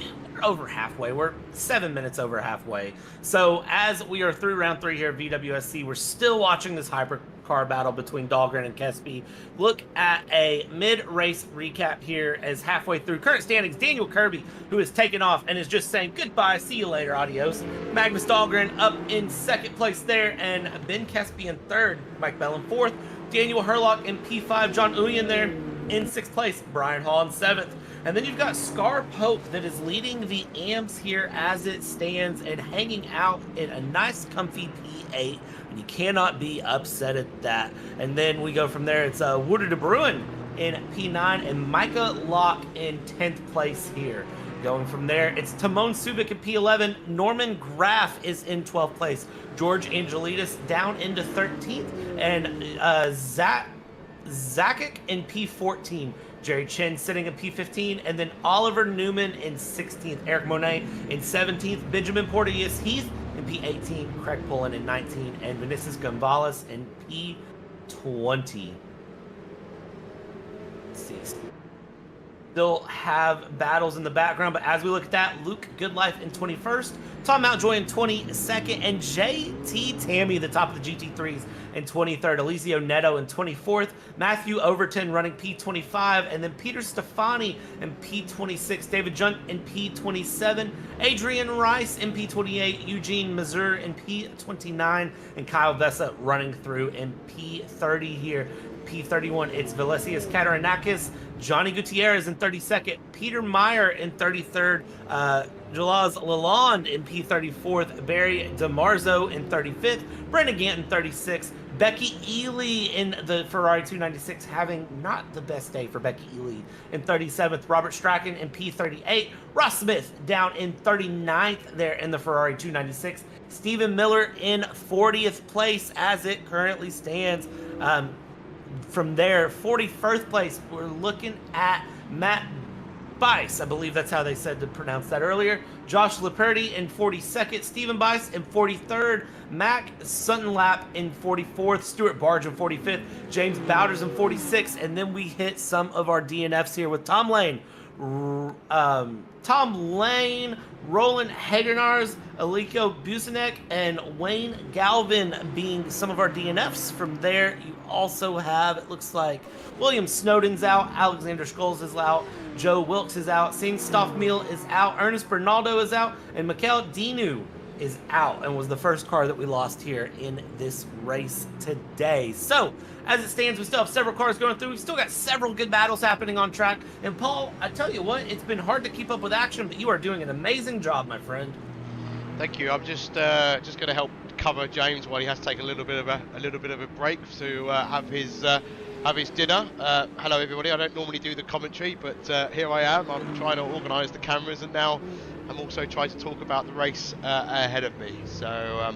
It's been interesting, but I think going back to that Porsche while James isn't here, going back on that for a little bit, I think it's worth just sort of understanding. I think the Porsche there just showed a little bit of a lack of experience in dealing with traffic. What are your thoughts? I don't think they meant anything by it, but I think I see it time and time again where you see races that are really good at putting laps in, but when it comes to racecraft, kind of lacking. Yeah, and you know, Paul, I will say when I started running GT3s, we have a bit of chaos here in the background that we're watching. This is a bit of action going through. I will say, when I started out racing in GT3 and mixed class, it was the scariest thing for me to be lapped. It was absolutely terrifying for me to be lapped down and get lapped by cars. I wanted to pull over, I wanted to stop, I wanted to just let everyone go through and go because I didn't want to mess up anyone else's race. I didn't want to be a roadblock, I didn't want to be in the way. So what did I do? I did the worst thing I could have done, which was pull over, stop, get out of the way. And part of that is experience and part of that is confidence. Part of that is, you know, being comfortable just knowing what you're doing as well.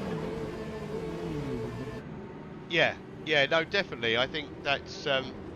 It's really important that people understand that you have to kind of like have a little bit of compassion sometimes, and but I did a race. I didn't race this week because I've been unwell, but I did a race the week before, and I was in Discord with some other racers, and I'm complimenting the back markers because they were doing things that were predictable, and that's the thing, right? Is that I would expect you to stay on your line and make me make the overtake. But if you're suddenly moving off the line or going on the grass, I find that distracted as the car that's doing the move, and actually you make it a lot harder for me. Just stay on your line and be predictable, and that's all I'm asking for. But to get to that point and to get to that level of confidence, unfortunately they're going to make errors, right? And that's how we learn as human beings. Is a lot of the time, like when you're a child or a toddler, how do you learn to walk? By falling over.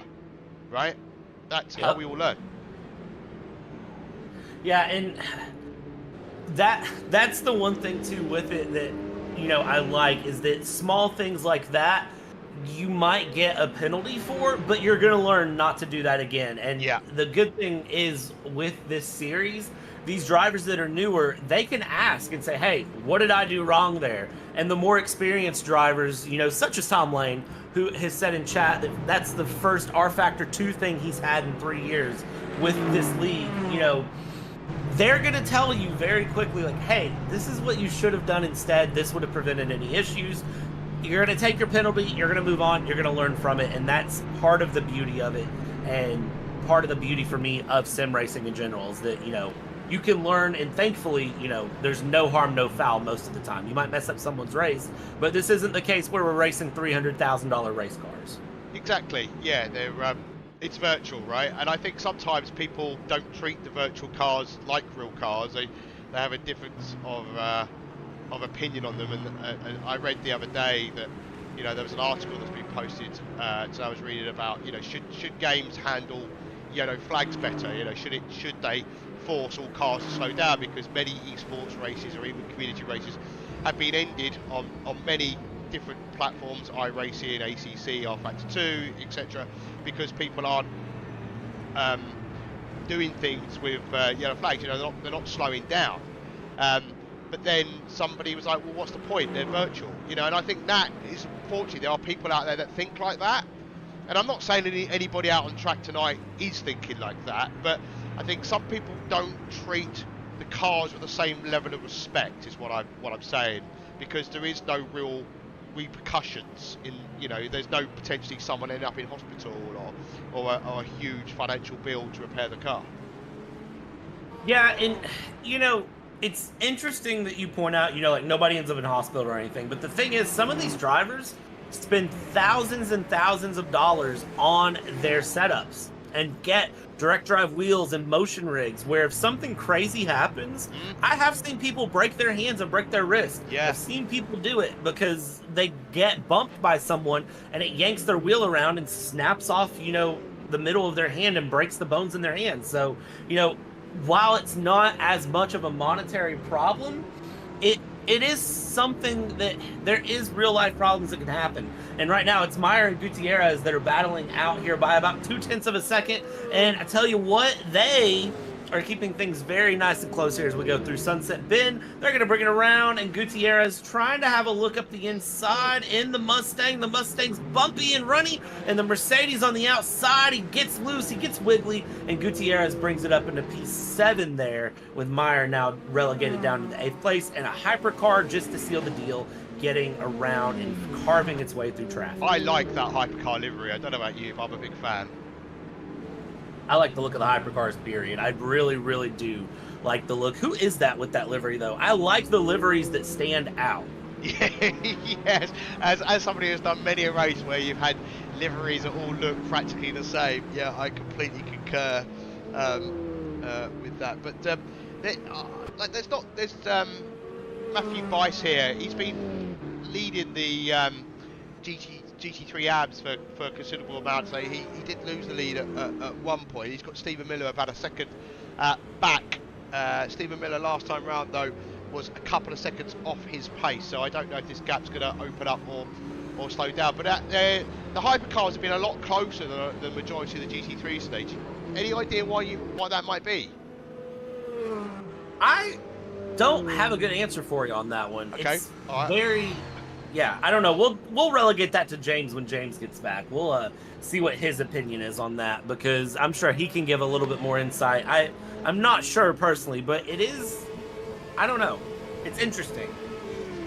Because the gaps that we got a lot of like 11-second gaps. I think that all came up very, very early, and you know, like I look at the live timing, as I know that you and James do as well, while I'm doing the cameras, and I was like, well, they were saying to you, there's no battles in GT3s, and then we eventually did have a battle for the lead, but they're far and fair few and in between at the moment, as where the hypercars have given us quite a lot of action this evening so far. Like Magnus Dahlgren and Brian Hall again are battling.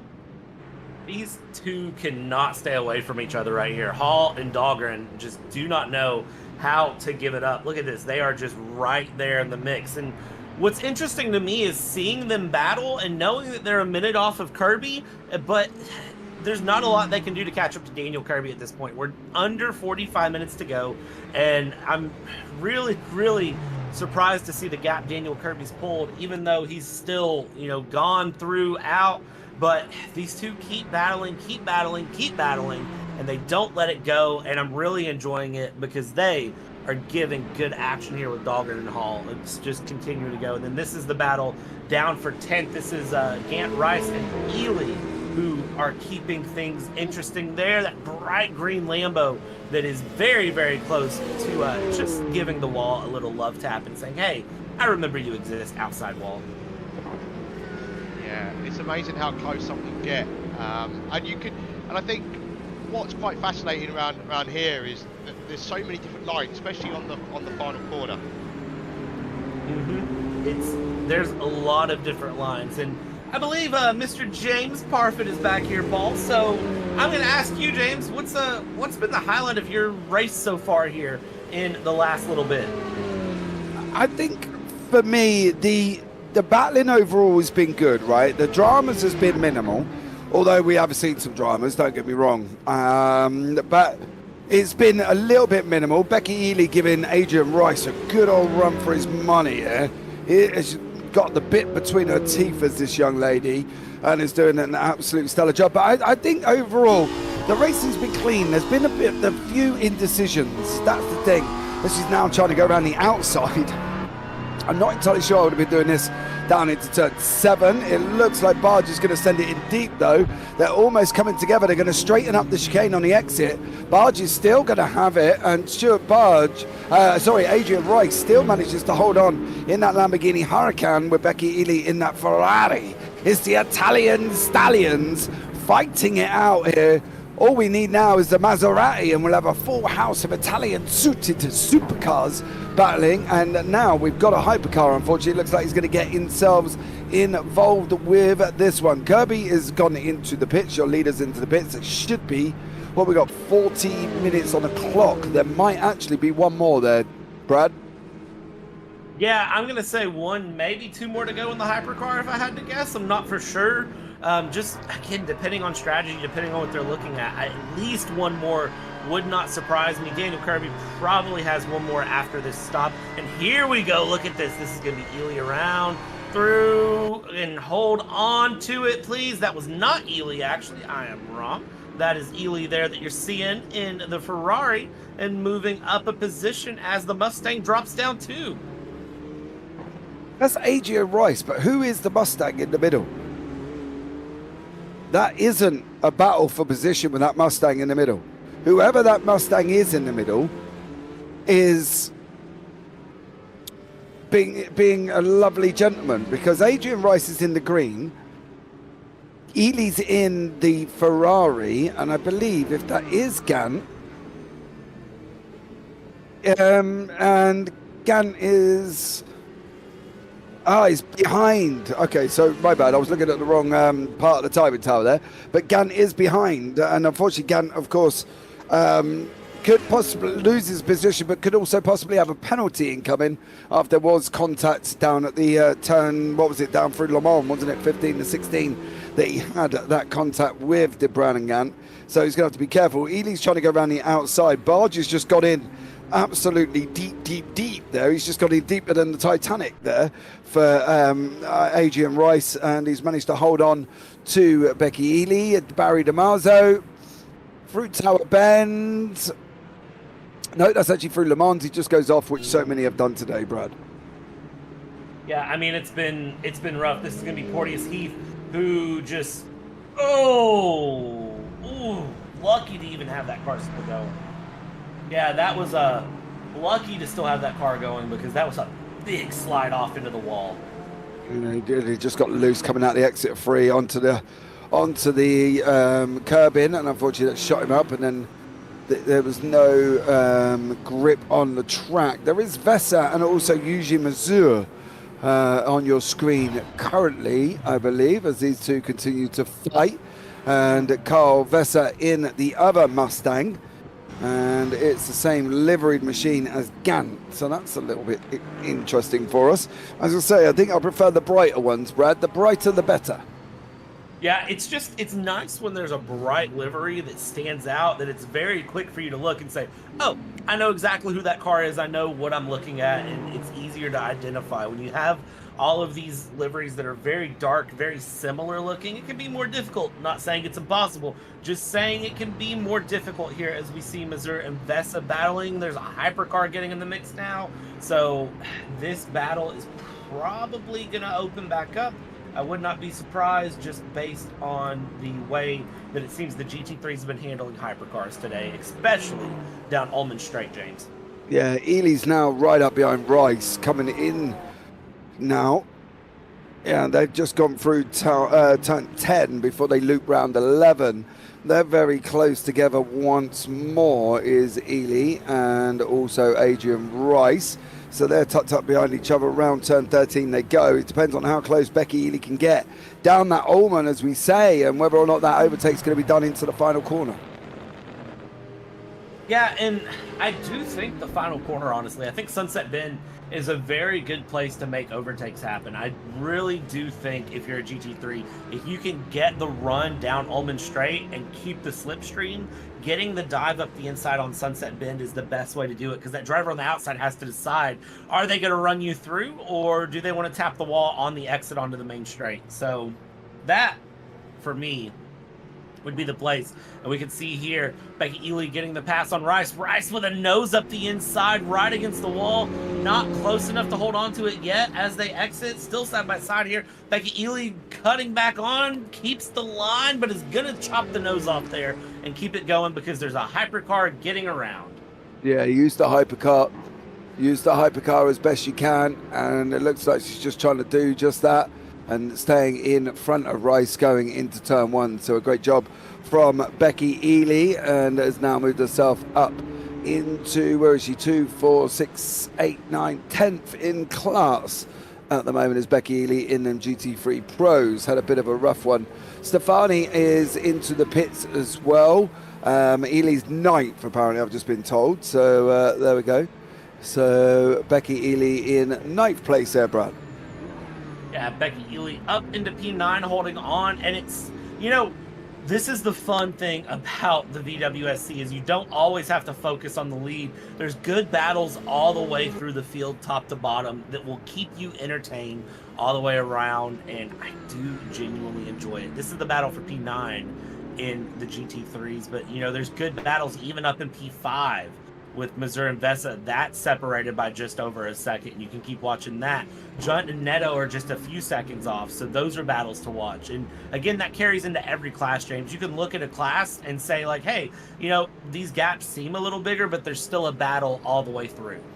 Yeah, they do. And I think one of the things you have to remember, and I believe you guys touched on it earlier on, is obviously the GT3s have got a tough one, right, with the hypercars coming through. So the gaps do extend and then they close up depending on the pit cycle and what happens with the way the pit stops filter out. And it's always going to be tough for them. They're always going to be losing time on their battles, but they try and minimize it by doing the dance as it was presented to me when a hypercar's come through. So I think the GT3s being as spread out as they are, I don't think it's a real true representation of what they've actually been through here at Sebring. Yeah, no, because here's the thing, and we're watching it right now as we see that V-Series Cadillac carving its way through here with the Battle of Missouri and Vesa. You have to think that basically as much as these GT3s look forward, they look backwards because they have to know where the hypercars are. And thankfully, some of these guys are going to have teammates that are in their ear and telling them, like, hey, you've got your next hypercar 3 seconds off. It's going to catch you here. Next hypercar 10 seconds back. We're expecting it to catch you in Gurney Bend. Do this to let it pass. You know, you have the team aspect, and that's where a lot of these guys with teammates are going to be having a great time right now because they're going to be sitting in chat together and they're going to have teammates in their ears being able to talk through strategy, talk through letting hypercars through and preventing battles and going through. And if you don't have that, I genuinely feel bad because these drivers add an extra layer of challenge if they don't have someone helping to talk them through. And that is, I think, one of the things with GT3s. It's not just they are racing themselves, but they also are racing to prevent other issues in a race. Like, they do not want to cause issues with any of these hypercars. But there's spotters there as well, isn't there? There's spotters available within that one now. And obviously these two hypercars are having a right old little ding-dong at the moment. This is Dan Kirby, and he's just cleared Kesby. But Brian Hall, Mike Bell, I would have thought is in and around that. He's a little bit further back. But as you can see, the hypercars are having a good old little ding-dong here and fighting it out. Kirby just cleared Kesby. We're going to have a look back, I believe, at the overtake that's down coming into turn 12, which is Tower at the top of the track, and he's just made it through for Dan Kirby. So, yeah, great job from Kirby, and he's moved on his way a little bit, and I'm sure he's going to start going forward as there's contact through Sunset between Kirby and Kesby, and now they're going down the start-finish line. Is Kirby in front of Kesby, but for how much longer, Brad? Yeah, I don't know. There was a GT3 in the mix, too, in the wall on the inside, so I don't know who that was. That was our little bright green Lamborghini. There, it looks like getting a little caught out. Here we go, going into Sunset, and maybe just lost it on his own. Kirby has to take avoiding action there, and then that just lets Kesby around, but Somehow Kirby keeps the run through. I think Kesby may have lifted a bit more to prevent losing the car there with such rapid avoiding action. So now you've got Kirby and Kesby. Bell's only 1.5 up and is starting to work his way through traffic. So watch that gap continue to close down as we go little by little. Yeah, you can see there on your screen some great action from Dan Kirby, slowly moving his way through. Back up, I'm sure, back into that lead. He's got Bell and Dahlgren in front of him currently. So Kesby and Kirby are going to be battling it out to try and get up into the front, guys. And you can see it now. You've got with Dan Kirby closing down on Bell very, very quickly. So poor old Bell's going to have a flying Dan Kirby behind him very, very shortly.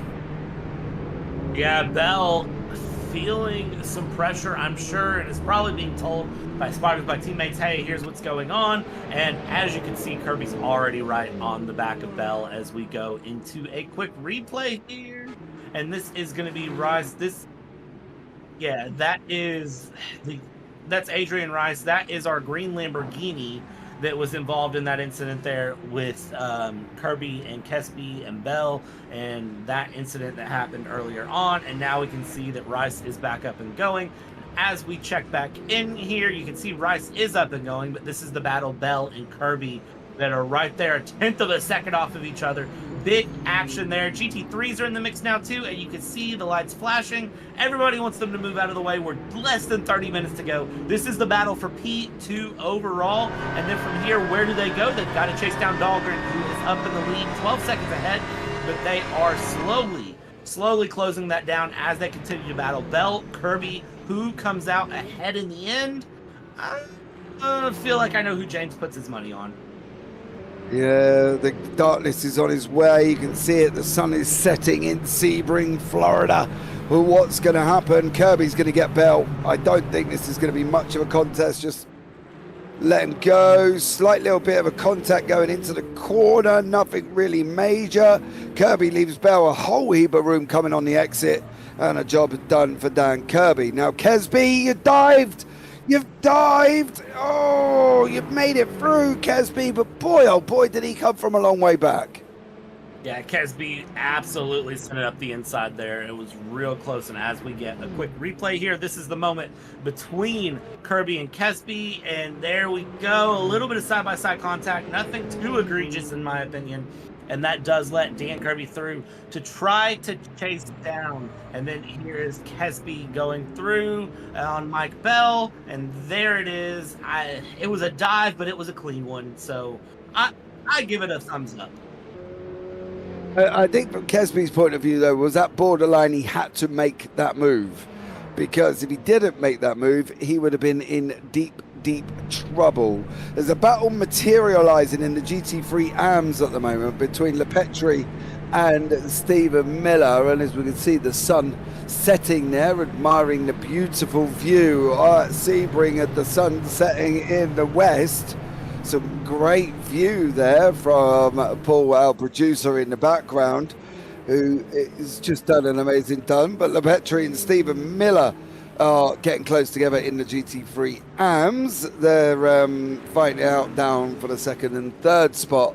So great job from these guys. And unfortunately, it looks like LePetri has just got it all a little bit wrong and has lost time as Josh LePetri. So unfortunately, that's just fizzled out a little bit, Brad. Yeah, the GT3 AMS being probably the most spread class that I see at the moment. And here we go, we're checking in with Rice and Strachan here. This is P13, P14 battling it out, and you can see that is just under half a second. They're continuing to run. And, you know, now that the lights are going down, this is where I think the real challenge is going to hit, because it's one thing to drive in the daylight, but you really, really have to be comfortable with Sebring to drive it at night and keep your pace up. We're 26 minutes left to go, so it is going to be very, very dark. Your headlights are going to be very important. Your knowledge, your track awareness, your spatial awareness are all going to be a very, very big thing to look at. No sign of rain yet, thankfully, but again, still 26 minutes to go. Anything can happen in 26 minutes here. Yeah, well, unfortunately, what has happened is Concalves and Lalonde have just had contact and Goncalves in the hypercar has just sent Lalonde in the Mustang into the wall. So that happened about 1:35 on the clock there. Goncalves and Lalonde having a moment. Goncalves just basically gets too close to Lalonde going into corner entry and then just hits him, lifts the car up in front, and unfortunately for Lalonde, he's gone and faced the wall. So yeah, Josh Lepetri now into the pits. He's gonna lose time back to the guys in front. Dahlgren looks like he's had a bit of a moment as well as Magnus Dahlgren, and Bice goes and it's the wall. That's with George Angelidis. So Stephen Bice and George Angelidis having contact. Yeah, I don't. Yeah, there was. Yeah, Angelidis runs at the back of Bice going into the corner entry out of 15. He goes into the back, he lifts up Boyce's car, and he goes round. Yeah, I feel like I'm arguing with somebody you can't hear, guys, but the Angelidis and Bice had contact. Angelidis lifted Boyce's car going into, I believe that, not Stephen Bice. Who was that he's just lifted then? That wasn't Stephen Bice, that was one of the, oh! There was contact after as well on George Angelidis. That was with the Corvette. So yeah, that was the Corvette that's just got he's got. There's still going. Yeah, there's still battling on here between Boyce, Tom Mountjoy, George Angelidis, and there was a Corvette involved in that mix as well. So Mountjoy goes round. He manages to avoid everybody and does a great job getting out of the way. But Gilles Lalonde, Mountjoy, Boyce, Angelidis, and then there was a third car involved with Angelidis. It looks like either Ross Smith or the other car that's in the same colours as Ross Smith, which I believe, is it still Jaime Zalecki that's in that GT3? Robert Strachan. So Robert Strachan and George Angelidis had contact. Angelidis goes round, he gets caught up then with the Corvette C6. Mountjoy then comes around the corner, spins in sympathy, and there was 4 cars in that little spin up there, Brad. And I could stop arguing with a voice in my head. The voice in your head sometimes pretty. Mate, I feel like I'm at a schizophrenic party. It's just unbelievable. I mean, but that's what we love Paul for. What else would he be here for? We're continuing to watch Rice here, who's continuing to battle with Strachan. This battle's very, very close through. I think the battle of hypercars is starting to calm down a bit, but I'm keeping my eyes personally on that hypercar gap for the lead overall, because that gap is about 8 seconds and continuing to close lap after lap, slowly but surely. Here's a replay. George Angelidis. This was while the sun was still up, and this is going to be George Angelidis in up around. Sure. The Angelidis initial contact was at about 1:37, and then Angelidis has just gone off the track on his own. So unfortunately for George Angelidis, just spun all on his own there, and it started. You got the Angelidis Boyce Corvette chaos that went on in that corner. So that's at about 1:37.48, I believe. So yeah, if you could. There you go, Brad. Yeah, we're watching here. This is Rice getting passed by a hypercar, and again, hypercars are going to continue to make battles in the GT3s. 21 minutes to go here, just under 22 minutes. Hypercars are just continuing to work their way around the GT3s as much as possible, as we do, I think, finally have that replay pulled up here for what happened with Angelidis. Yeah, watch, if you go forward now to Angelidis, there's contact behind, there's contact behind the GT3. So he goes past Bice. That's where it obviously, watch the contact coming into Le Mans from George Angelidis. He gets a little bit close up to the back of the GT3. Now watch the rejoin. Watch the rejoin from Angelidis. The Corvette comes through. Bang. Puts him up in the air. Now, if you go to Mountjoy's spinning in the corner to try and avoid the cars that all of that's just got on. So, and as we like to say here on the JBB YouTube channel, I was right and you were wrong. I was right and you were wrong. There we go. James is talking to the voice in his head. I'm enjoying this. Listen, I might go back popcorn. I'm enjoying this James conversation with himself here as we go. That's the problem. If you can listen, guys, you can't hear what's going on in our ears. And I trust you, I've just had an argument with no one. And I still feel like I've just sat there in the corner talking to myself. But I promise I was talking to somebody who's just shown us exactly what's happened.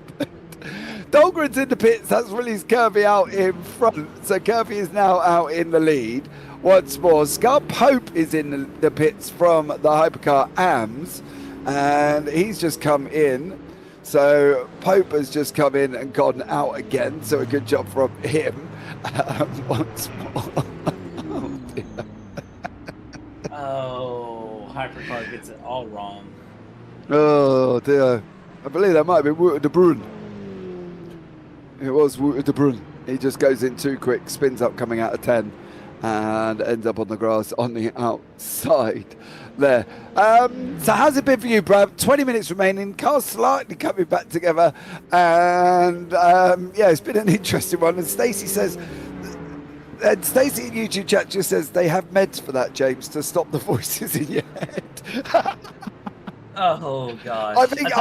I think Stacey, I need more of a gag in order, to be honest, rather than meds.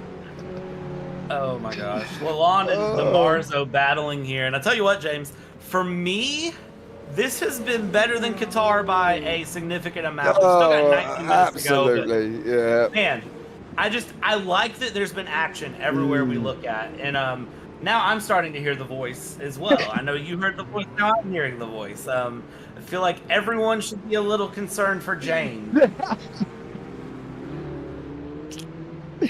Let the voice be strong in you, young Luke. Oh no, not this. Not now, not this. Oh, dearie me. Oh, no, Barry DeMarzo. Oh, we've lost James. We've God. lost James to the giggles. There are just times in a man's life where we have to admit at some point we hear voices. Unfortunately, mine is generally when I'm on an Alpha Factor 2 broadcast with Paul Glover in my ear. So there we go. DeMarzo and Lalonde are still scrubbing. Oh my God. Yeah, DeMarzo and Lalonde are scrapping. I think we've lost James for a short period here. Look at this hypercar trying to go through. Paul, who is this that you see going through? Because there's the hypercar. That's the 017. That is the 017 around, and look at that beautiful pass done. Very patient hypercar, does well, just stays in the traffic through the infield section, just lets it go, and now it goes through, and goes deep. Coming around here through Lalonde, you are setting yourself up for all sorts of problem here. DeMarzo is going through. There's a hypercar in the mix. I mean, you would think this is the battle for the lead. This is the battle for 14th. Look at them. They're racing like it's the battle for the lead. Yeah, they want as many points and get up the order as quickly as they can, can't they? And that's the thing. You need to make sure that you do it. And Barry DeMarzo and Gilles Lalonde are still scrubbing it out there. So the hypercar behind him, that's Stephen Miller. Stephen Miller is in the GT3, I believe. So this is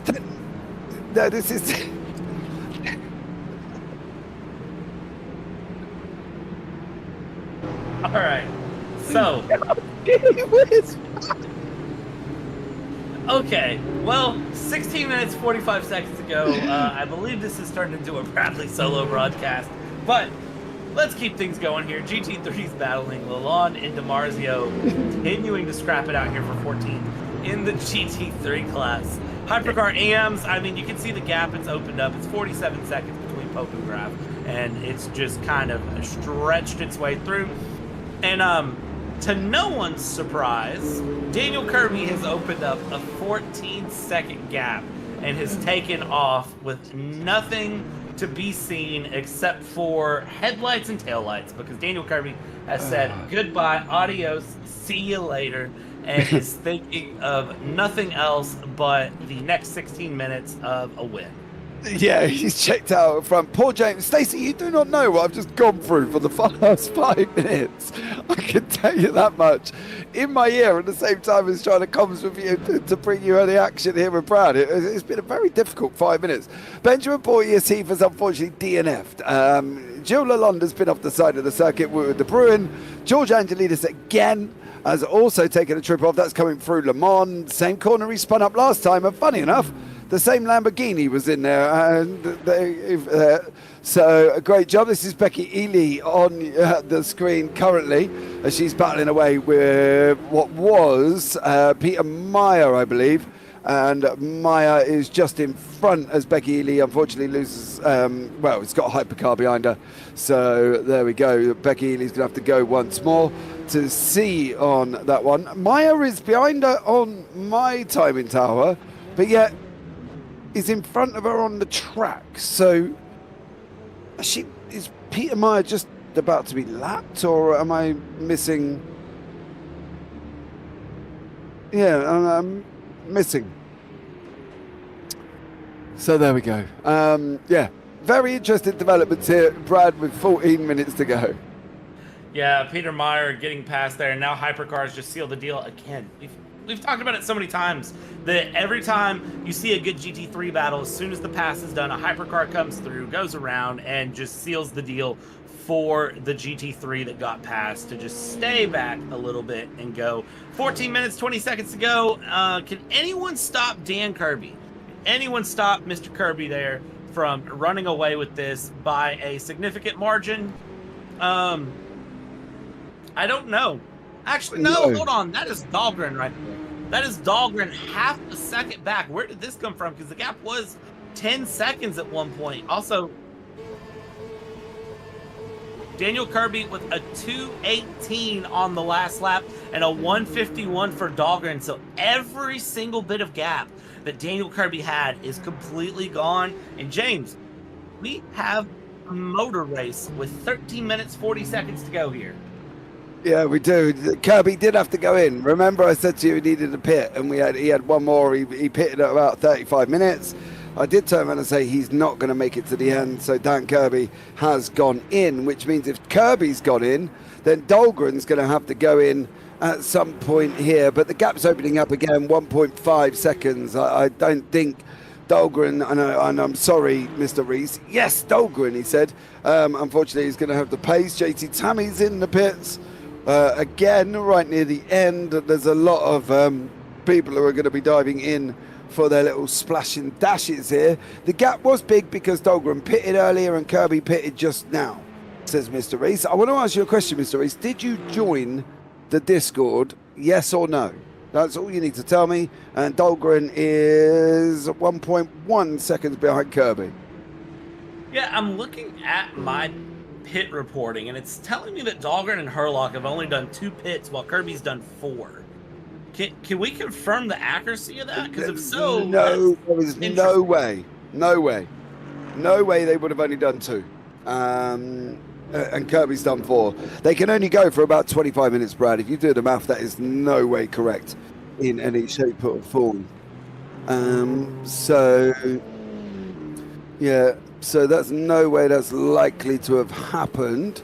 Ely now in front of Meyer 4.3. Ely there doing a stellar job. So Eugene Mazur is only 1.7 back currently here. So yeah, they will get a little bit more spread out. Dahlgren's losing time. He's now 2.2 behind Kirby. Kirby's just gone and lengthened it there as well. Mr. Reese, I'll get back to you on that. Okay, buddy. You get back to me and let me know if you're in the Discord here, and we can bring you in for a pit lane roving reporter position, Mr. Reese. You know, that's a good job application. Just show up in YouTube chat for James and then just join a Discord and Boop, there you are. That's a Let's pretty get good to little way to get a job. Yeah, that's how Paul got it, and pretty much. You know what I mean? He just turned up one day. I met him once, and next thing you know, he's here. So, at the end of the day, Mr. Reese has been in every broadcast that we go into with R Factor, and he does every bit of pit lane reporting for us. So it's good to have him in the Discord to come and say hello, because at the end of the day, why not, right? If you can see us in the CMS Discord, Mr. Reese, why don't you jump into the waiting room that's above our head, and we'll come and have a quick chat with you, and you can give us a brief rundown of what you've seen happening in the CMS VWSC Modern here, as Kesby and also Mike Bell are not very far apart. Kesby and Bell continuing to battle here. We're still watching Kirby, who is just another world, just another reality of pace here. Has opened up the gap to 2.9 seconds as it stands there on Dahlgren and is letting it go. But the battle for P3 is continuing here with Kesby and Bell. This battle is going to heat up here towards the end, because look at this. I believe that Bell has saved just enough tire, just enough pace with 10 minutes remaining officially, James. It has not felt like it's been an hour and 50 minutes, but we are 10 minutes to go in this race. Things are heating up. Yeah, at times for me, Brad, it felt like a very long moment. As you can imagine. But George Angelidis unfortunately going round again at Le Mans. He does not like that corner. Over the curb, runs a little bit off the side of the circuit.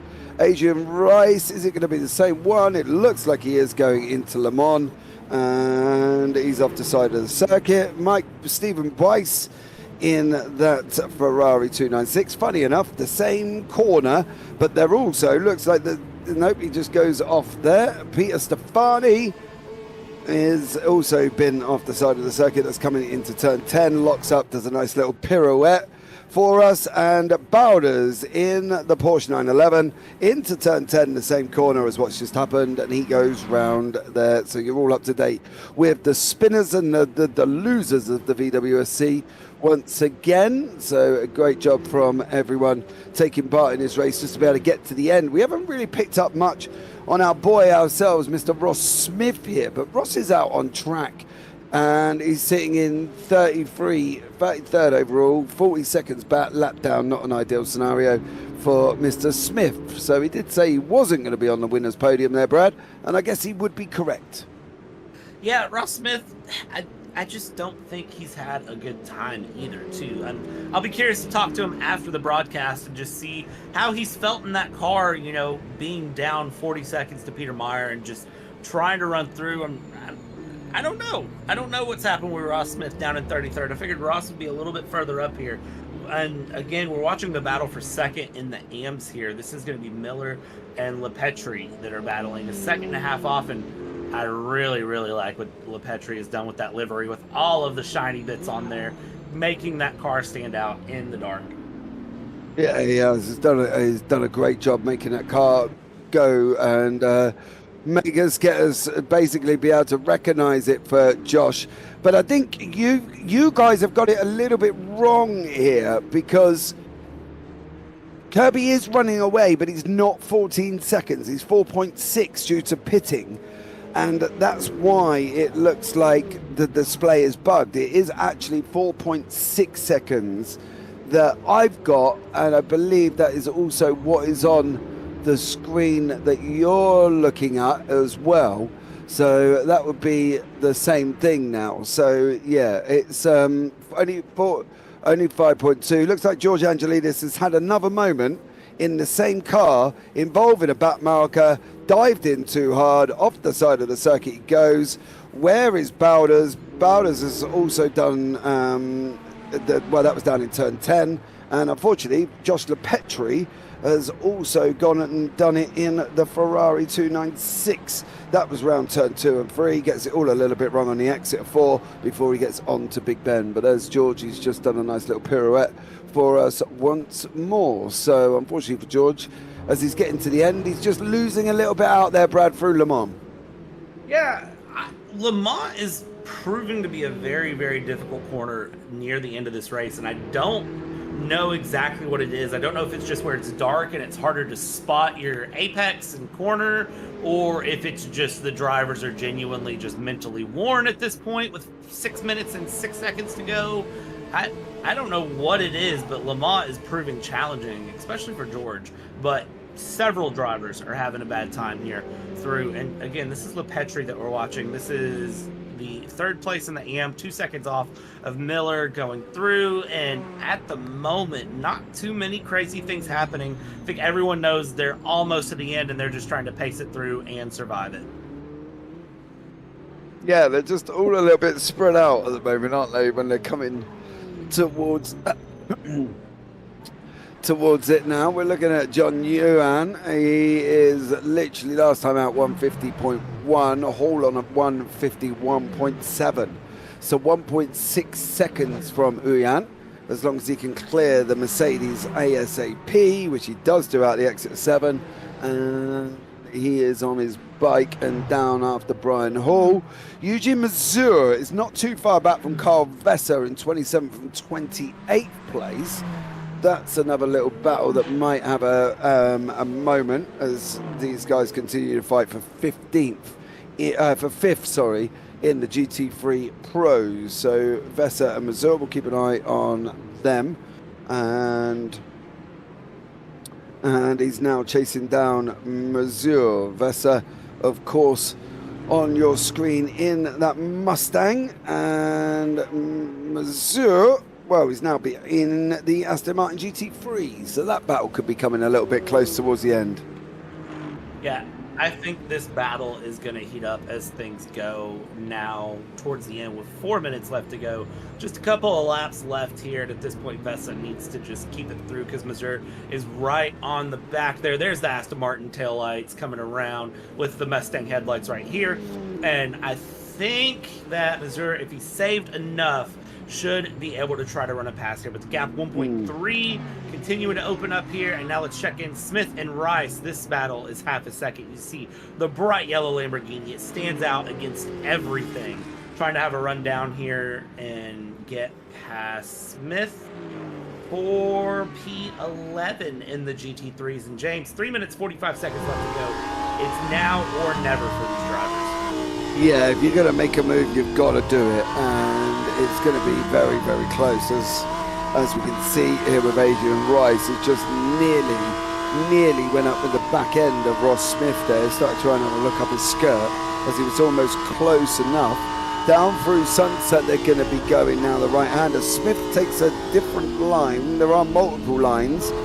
Rice in that Lamborghini Huracan GT3 sounds absolutely incredible. And now we're on the run down into turn 1. Smith, for me, he's just got to drive his normal self, defensive as best as he possibly can here, I think, Brad, to manage to hold on to this position.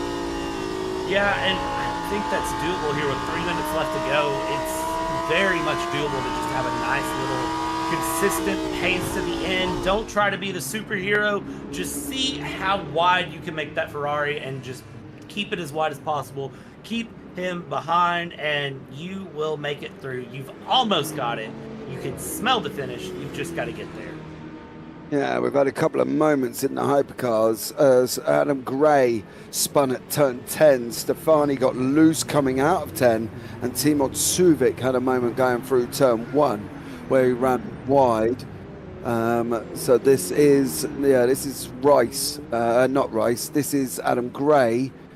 And it's Adam Gray as he just got a little bit slidey up there behind what is that yellow Lamborghini, and Peter Stefani was behind coming into the same corner, and he nearly had a moment. There's Suvic's out of Suvic's turn 1 off the side of the circuit, gets a big old tank slapper, manages to hold it on back onto the grass again, and it resumes the track after that. So that's keeping up to date of what's just happened to the last after the last few incidents. But this is Adrian Rice and Ross Smith still fighting it out down in the final positions of the GT3 Pros. John Uyan now and Brian Hall, less than a second here. I love the sound of the Lambo. Yeah, me too, Stacey. Me too. Sounds amazing. Yeah, it really does sound good. I enjoy the sounds of all these cars, and a big shout out goes to Storm Gang Simulations for all the work that they've done to make these cars sound and look and perform as well as they do. The BOPs, the feedback, everything they've done. And Dahlgren just DNF'd from what? We're 60 seconds to go and Dahlgren just DNF'd. What is we're 60 seconds to go. He just disconnects. He goes down the start-finish line, and he just completely disconnects, does Magnus Dahlgren. He's going to be trying to fight to get back into the session, I would have thought, as quickly as possible. But it looks like he's just gone and disconnected down the start-finish line. He's come over the line. He did disconnect. John Uyan now only half second back. Where is Dan Kirby? He's on his run through 14. Now he's going through 15 and 16. This is going to be the final lap. I don't think he's going to make down the Ullman and across the line before they come over the line here, Brad. And I think this could be the final lap of the race. Yeah, I have a feeling that this will set up for the final lap as we see the replay here, and 100% a disconnect through. But yes, final lap coming up here.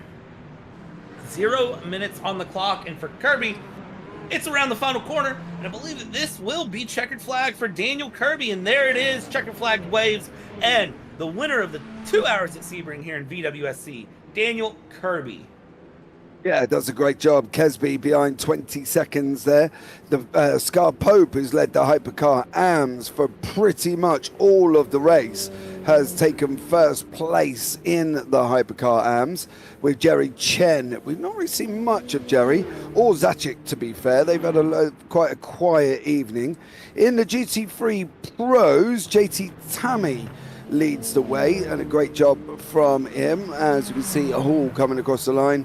JT Tammy leads the GT3s with David Schunt and Neto in third place there currently. This is Brian Hall and John Uyan. Brian's just got one more corner to go. Hold on to Uyan, box him in, use the GT3s alongside you. I believe that's Stephen Miller as they're coming down into Sunset. It is, and Brian Hall is going to take that fifth place. Don't think John got the run out of Le Mans that he actually wanted, and has not got that position through. So a great job from Brian Hall, taking home in fifth place.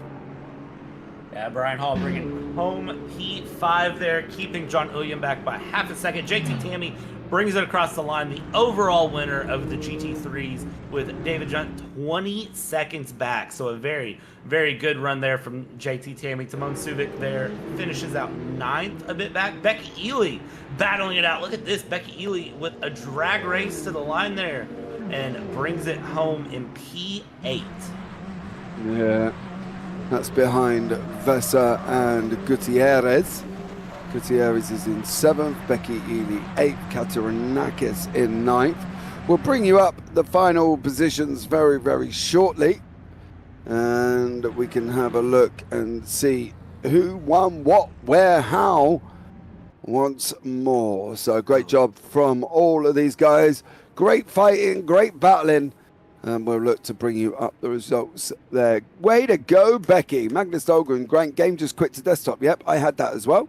I had to try and rush back in to get carrying on here. Good job I wasn't broadcasting, otherwise that would have looked a bit, wouldn't it, really, if all of a sudden my game just went kaput. So thankfully we've got Paul doing it this time. There are your results. Dan Kirby in first with Ben Kesby, Mike Bell, Dan Herlock, Brian Hall, your top 5. John Uyan in 6th, Michael Lock 7th, Wout de Bruin 8th, Magnus Dahlgren down in 9th. Scar Pope takes the win in the Hypercar AMS. He's finished in, well, it says 9th there, 10th overall. So Scar Pope there gets the 10th place. Moving on very, very speedily. It is Timon Subic in 10th, Oliver Newman in 11th. Then you got Jerry Chen and Jaroslav Zacic, who rounds out the podium in the AMS. Craig Pullen, Norm Graff, George Angelidis, Eric Monet, Vinicius Concalves, and Tom Mountjoy. on to the third paid. Adam Gray in 21st. Then you got JT Tammy taking a win in the GT3 Pros. Peter Stefani in there in the mix with David Junt and Alicio Neto, your 1, 2, 3 in the GT3 Pros. James Walker, Carl Vesso, Eugene Missouri, Johnny Gutierrez, and Becky Ely, the final top 30. Vasilis Katarinakis in 31st with Peter Meyer in 32nd. Then you got Ross Smith 33rd, Adrian Rice. Matt Boyce in 35th taking the win in the GT3 AMS. Stephen Miller in 2nd. Gilles Lalonde, Robert Strachan and Josh Petri rounds out the podium for the GT3 AMS. Barry DeMarzo in that 40th. Steve Bice in 41st with James Bowders, and then you got the non-finishers of Benjamin Portier, Steve Brown and Gant, Mike Sumfenlap, Stuart Barge, Tom Lane, who of course got sent into oblivion by a Mario Kart bomb, Roland Hagenas, Alicio Businek there, and there was one more after that, who's Wayne Galvin, has also DNF'd, and then you've got William Snowden, Alexander Schultz, Joe Wilkes, and Stoffer Mel, Ernest Panido, and Michele Dinu. They're rounding out your top 56. Overall, very, very entertaining race. I very much enjoyed that, and I can't believe we have to wait another month for the next one. But man, VWSC putting in the work. Or actually, no, it's not another month. We're into the 2-week range. I had to wait a month for this one, and now what? It's just a couple of weeks to Imola. Yeah, couple of weeks, and then we're back again, aren't we? Yeah, and then historic in the middle and in the mix. I mean, What could you ask for? What possibly could we ask for that we don't have already? Can we clone Paul? Can we get 2 Pauls going? I don't want to. I'm barely coping with. I'm barely coping with one. I mean, at times. Well, well, you can't cope with one. You definitely don't want a second one. Right. notice how I'm not the one getting the giggles here. Yeah, but that's because you're the sorry, Brad. That's because you're the professional, and me and Paul just kind of end up enjoying and laughing at each other. Targo Florio in the 864 next Saturday. Yes, you're going to have 43-minute laps, and they're only going to do 3 of them, I believe. It was the count that we last say. I'm great at comedic relief, James. Thank you very much, Stacey. I could probably do with that right about now, after just spending the last 2.5 hours with Paul Imiero. Right, can we start interviews? Are we ready for the interviews there, Mr. Producer? Just give us a yes or no.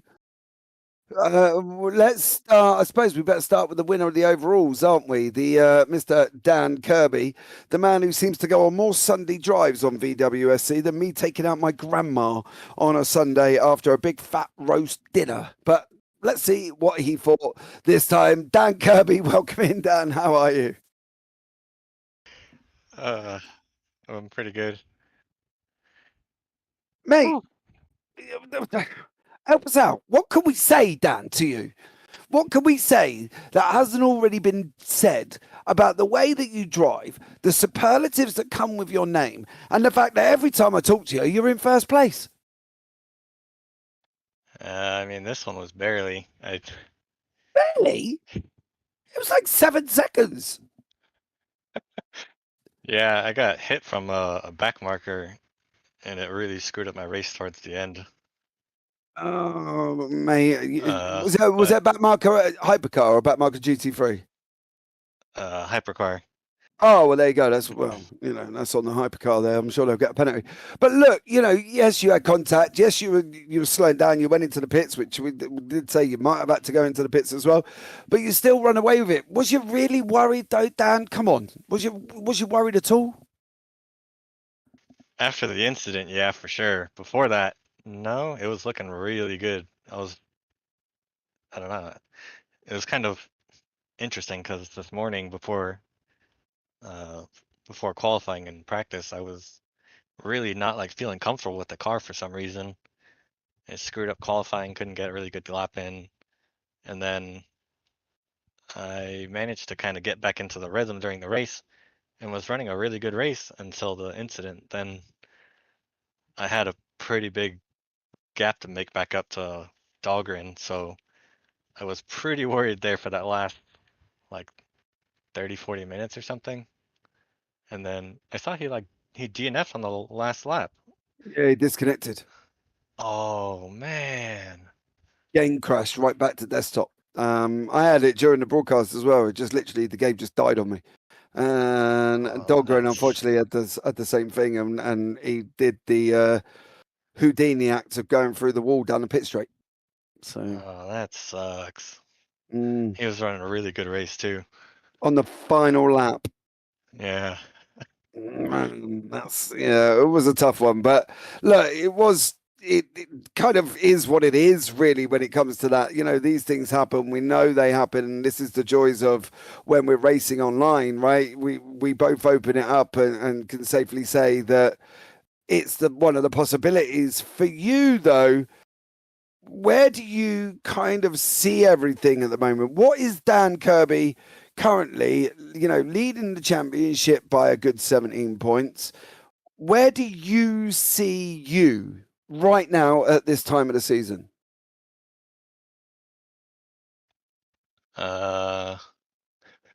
Hopefully in it to win it. I don't know, I just try to do the best I can every race and just see where the heck I end up.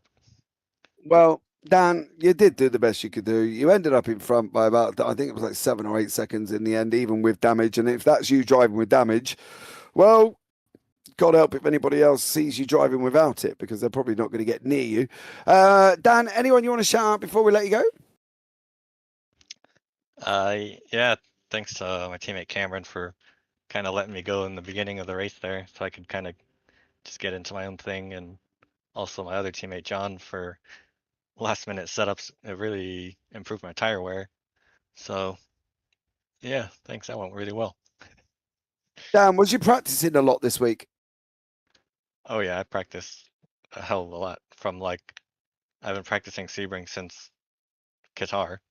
Yeah, I The was same told. day. Stacey told us in YouTube chat, she said Dan was on the track practicing more than me the past few weeks. He was determined to win. Yeah, I put in a lot of freaking work for this. Well done, Dan. Hard work pays off, mate. You've done a stellar job, and congrats on the win. Yeah, thank you guys. Thanks. Right, let's go to the Hypercar AMS, and we'll bring it in with Scar Pope here. Scar, welcome in, buddy. How are you? I'm doing good. How are you guys? I'm all right, mate. I'm all right. To be fair, we've had a very interesting broadcast, shall we say? But for you, I can't remember. Now, don't get me wrong. I'm old. I can't actually remember you losing the lead in the Hypercar AMS once you got in front. Did you? Apart from probably around the pit stops. I think it was just the pit stops. I was banging in, and I think 13 lap stints there, and there was a couple doing 14s. But yeah, I had a very clean race, and that was a lot of fun. Yeah, absolutely dominated. Is this your first one this season? Yes, this is my first race in the first race on the Saturdays. I did the Friday one at Sebring, just gone. Oh, you're at NAS. Yeah, I was at NAS as well. Yeah. Oh, okay. So where do you? What's the plan for you, Sky? Have you just come in to make up one of the 56 drivers, or are we going to see you in every single race now to round off the season and you going for the championship? I'll be here every race on Saturdays, and then most of the NAS races for the rest of the year. Yeah. Okay. How are you going to overtake George? George had a bit of a rough one tonight, mind you, though. Just try and be consistent. That's all I can do, and see what happens at the end of the year. It's all a long game with me. Okay, mate. Well, congratulations on your win there, bud. Did you get a little bit lonely out there at times? Oh, I had plenty of battles going on. There was a battle right until the end with Timon was his first name, Suviki, I think it is. Had a battle with him right until the end to get 10th overall, and then someone dropped out on the last couple of laps to make it 9th. So yeah, well done. That was Magnus Dahlgren. He disconnected on the last lap. Oh, that was harsh. That's harsh. Yeah, coming down the start finish straight, just went poof, disappeared. But there we go. It is racing. Well, Sky, we look forward to seeing what you could do at the 90 minutes of Imola on April 6th here, bud. Anyone you want to shout out before we let you go? The whole team at CMS and Storm Gang Simulations as well for putting this on. Absolute joy. Thanks to them. Thanks to you for broadcasting and everyone else on track. How about you watch it back first, Scar, and then let me know if you still want to thank us. We've had a very interesting one up here in the booth. So hopefully you will enjoy it, dear sir. I'm sure I will. Thanks, guys. Yeah, no worries. Take care, buddy. Right, next up is the GT3 Pro winner, Mr. JT Arrive and Drive Tammy. Here, JT, welcome in, buddy. Hey guys, how's it going? I'm good, man. How are you? Good. Victory for you, ahead of Davijan, ahead of Alicia Neto. Cements your place at the top of the championship, doesn't it? Not sure, but definitely at near the front, somewhere. Well, you were 7 points ahead going in, JT. You've just beaten them again. I'm probably going to guess you're coming out probably a good 12 points after this ahead of them. Okay, then yeah, most likely. Okay, so is this the start of the JT runaway train, and he's going to go and take them all every single week? That would be great. I don't think that's going to be the case. Sebring is a very strong track for me. It's one of my favorites. So I definitely felt I had good consistency coming in here. So I was looking for a good result. Going forward, I don't know. Do you think though I was watching Le Mans 66 the other day, or if you're watching it on Prime, it's called Le Mans 66. If you watch it on Netflix, it's called Ford versus Ferrari. I'm not quite sure why they're two different names completely. But I was watching that the other day, and they were describing the perfect lap. Do you think you can ever get the perfect lap, or do you think you've achieved one here today? No to both. I feel like there's always something you can always try to do, whether or not you're willing to risk it, put in the little bit more effort to put yourself on the line or possibly over the line. But that's not me. Okay, JT. I gave you an opportunity to big yourself up there, buddy. You should have just gone, yes, James. Next time out, mate, I'll let you know that the perfect lap's going to be there. JT, thank you so much for joining us there, bud. Anyone you want to shout out before we let you go? You guys, everyone at CMS, who make these races possible and exciting. It's fantastic. Awesome stuff. JT, thanks so much for joining us there, buddy. And we'll look forward to catching up and seeing how you get on next time out. Yeah, thank you.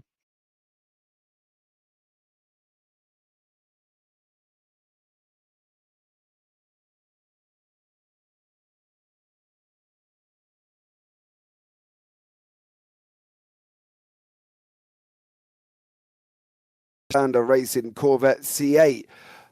Matt, welcome in, buddy. How are you? I'm good. Oh, okay. Tired? Tired, but doing well.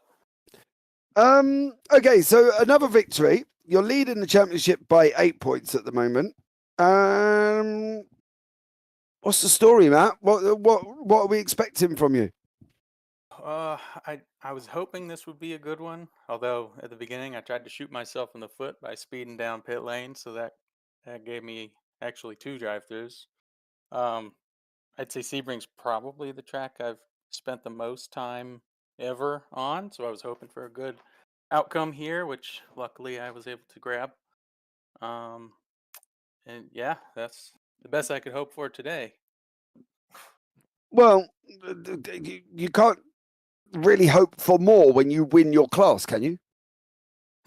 Well, it'd be nice to see the team running, following behind me. That would make it even better. So are we saying Mike and Steve need to pull the finger out a little bit? Nah, I wouldn't say that. Oh, come on, Matt. You know you really want to. We got team points today. That's what I'm happy about. We were able to keep those other 2 demons behind us. Yeah, you did, mate. You did an absolute stellar job. Now, I want to talk about a moment with George Angelidis coming around turn 15. That was an interesting one for you. You know, honestly, I don't even remember. Did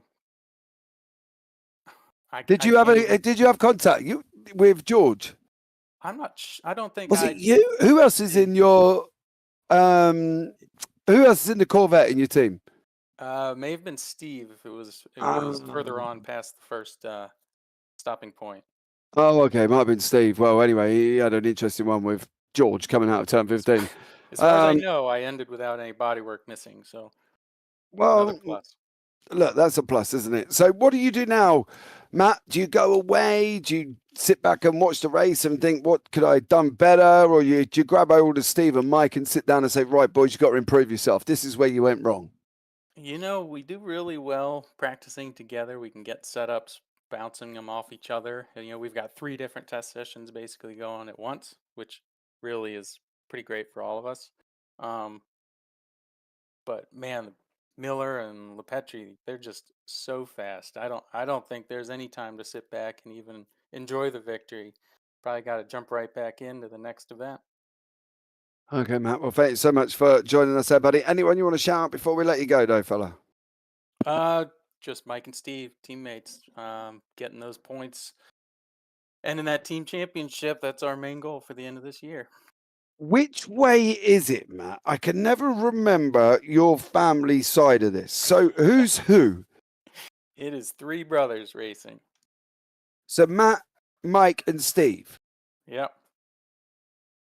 Mike's the oldest, I'm the middle, and the youngest is Steve. He just joined most recently. Okay, that's fine. Why have we got 2 Matts on the championship here? That's confusing. Oh no. So good, I had to be on there twice, I guess. Yeah, they just probably got it wrong there, Matt. But thanks so much there, buddy. And look forward to seeing what you can do next time out. Thank you. Appreciate it. Right. There.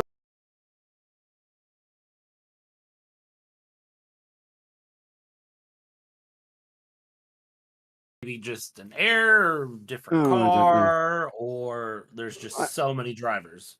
I have no idea. But overall, mate, I think we could safely say this was a lot better than Qatar, right? Without a shadow of a doubt. This was 10 times better than Qatar. Yeah, this made Qatar look so much just dull. Yeah. So I'm very, very glad to see that this race ended up how it did. And honestly, this VWSC Modern is becoming easily my favorite series of the year by far. Of all the ones that I work on, of all the ones that I see, this Modern VWSC, I don't know if it's just the uniqueness of it, if it's the length, if it's just the quality, but this is probably becoming my favorite one. And Imola, 90 minutes of Imola is going to be a good one coming up too. Yeah, as more voices in our head appear, they're taking credit for in being in the background. But there we go. I think we're going to wrap this one up now, to be honest with you. It's been a great series. Don't forget to join us again for the historics. We've got a Tiger Florio. And then also after that, obviously, we're back with the moderns. So keep an eye on the JBB and the CMS YouTube channel if you are on both. If you're not on both, you should be on both. And go and like both because, you know, you've technically been on both channels. But it's been an absolute pleasure being alongside Bradley Dalton and the third voice in my head, Paul Glover, who's been with me as well. Sorry about earlier. I just lost me way a little bit. But thank you so much to everybody that's joined us. Stacey here as well. Mr. Reese, I want to chat with you next time out, buddy. Jump into the waiting room and we can get you in the pit lane roving reporter stand-ins. That would be absolutely amazing. To everybody else who's come by, there's been so many here today. I can't quite catch you all. But for now, guys, that's going to wrap it up here in the JPP booth. And as always, take care. Have a great week. And you never know, we might see you on the track sometime. Good night.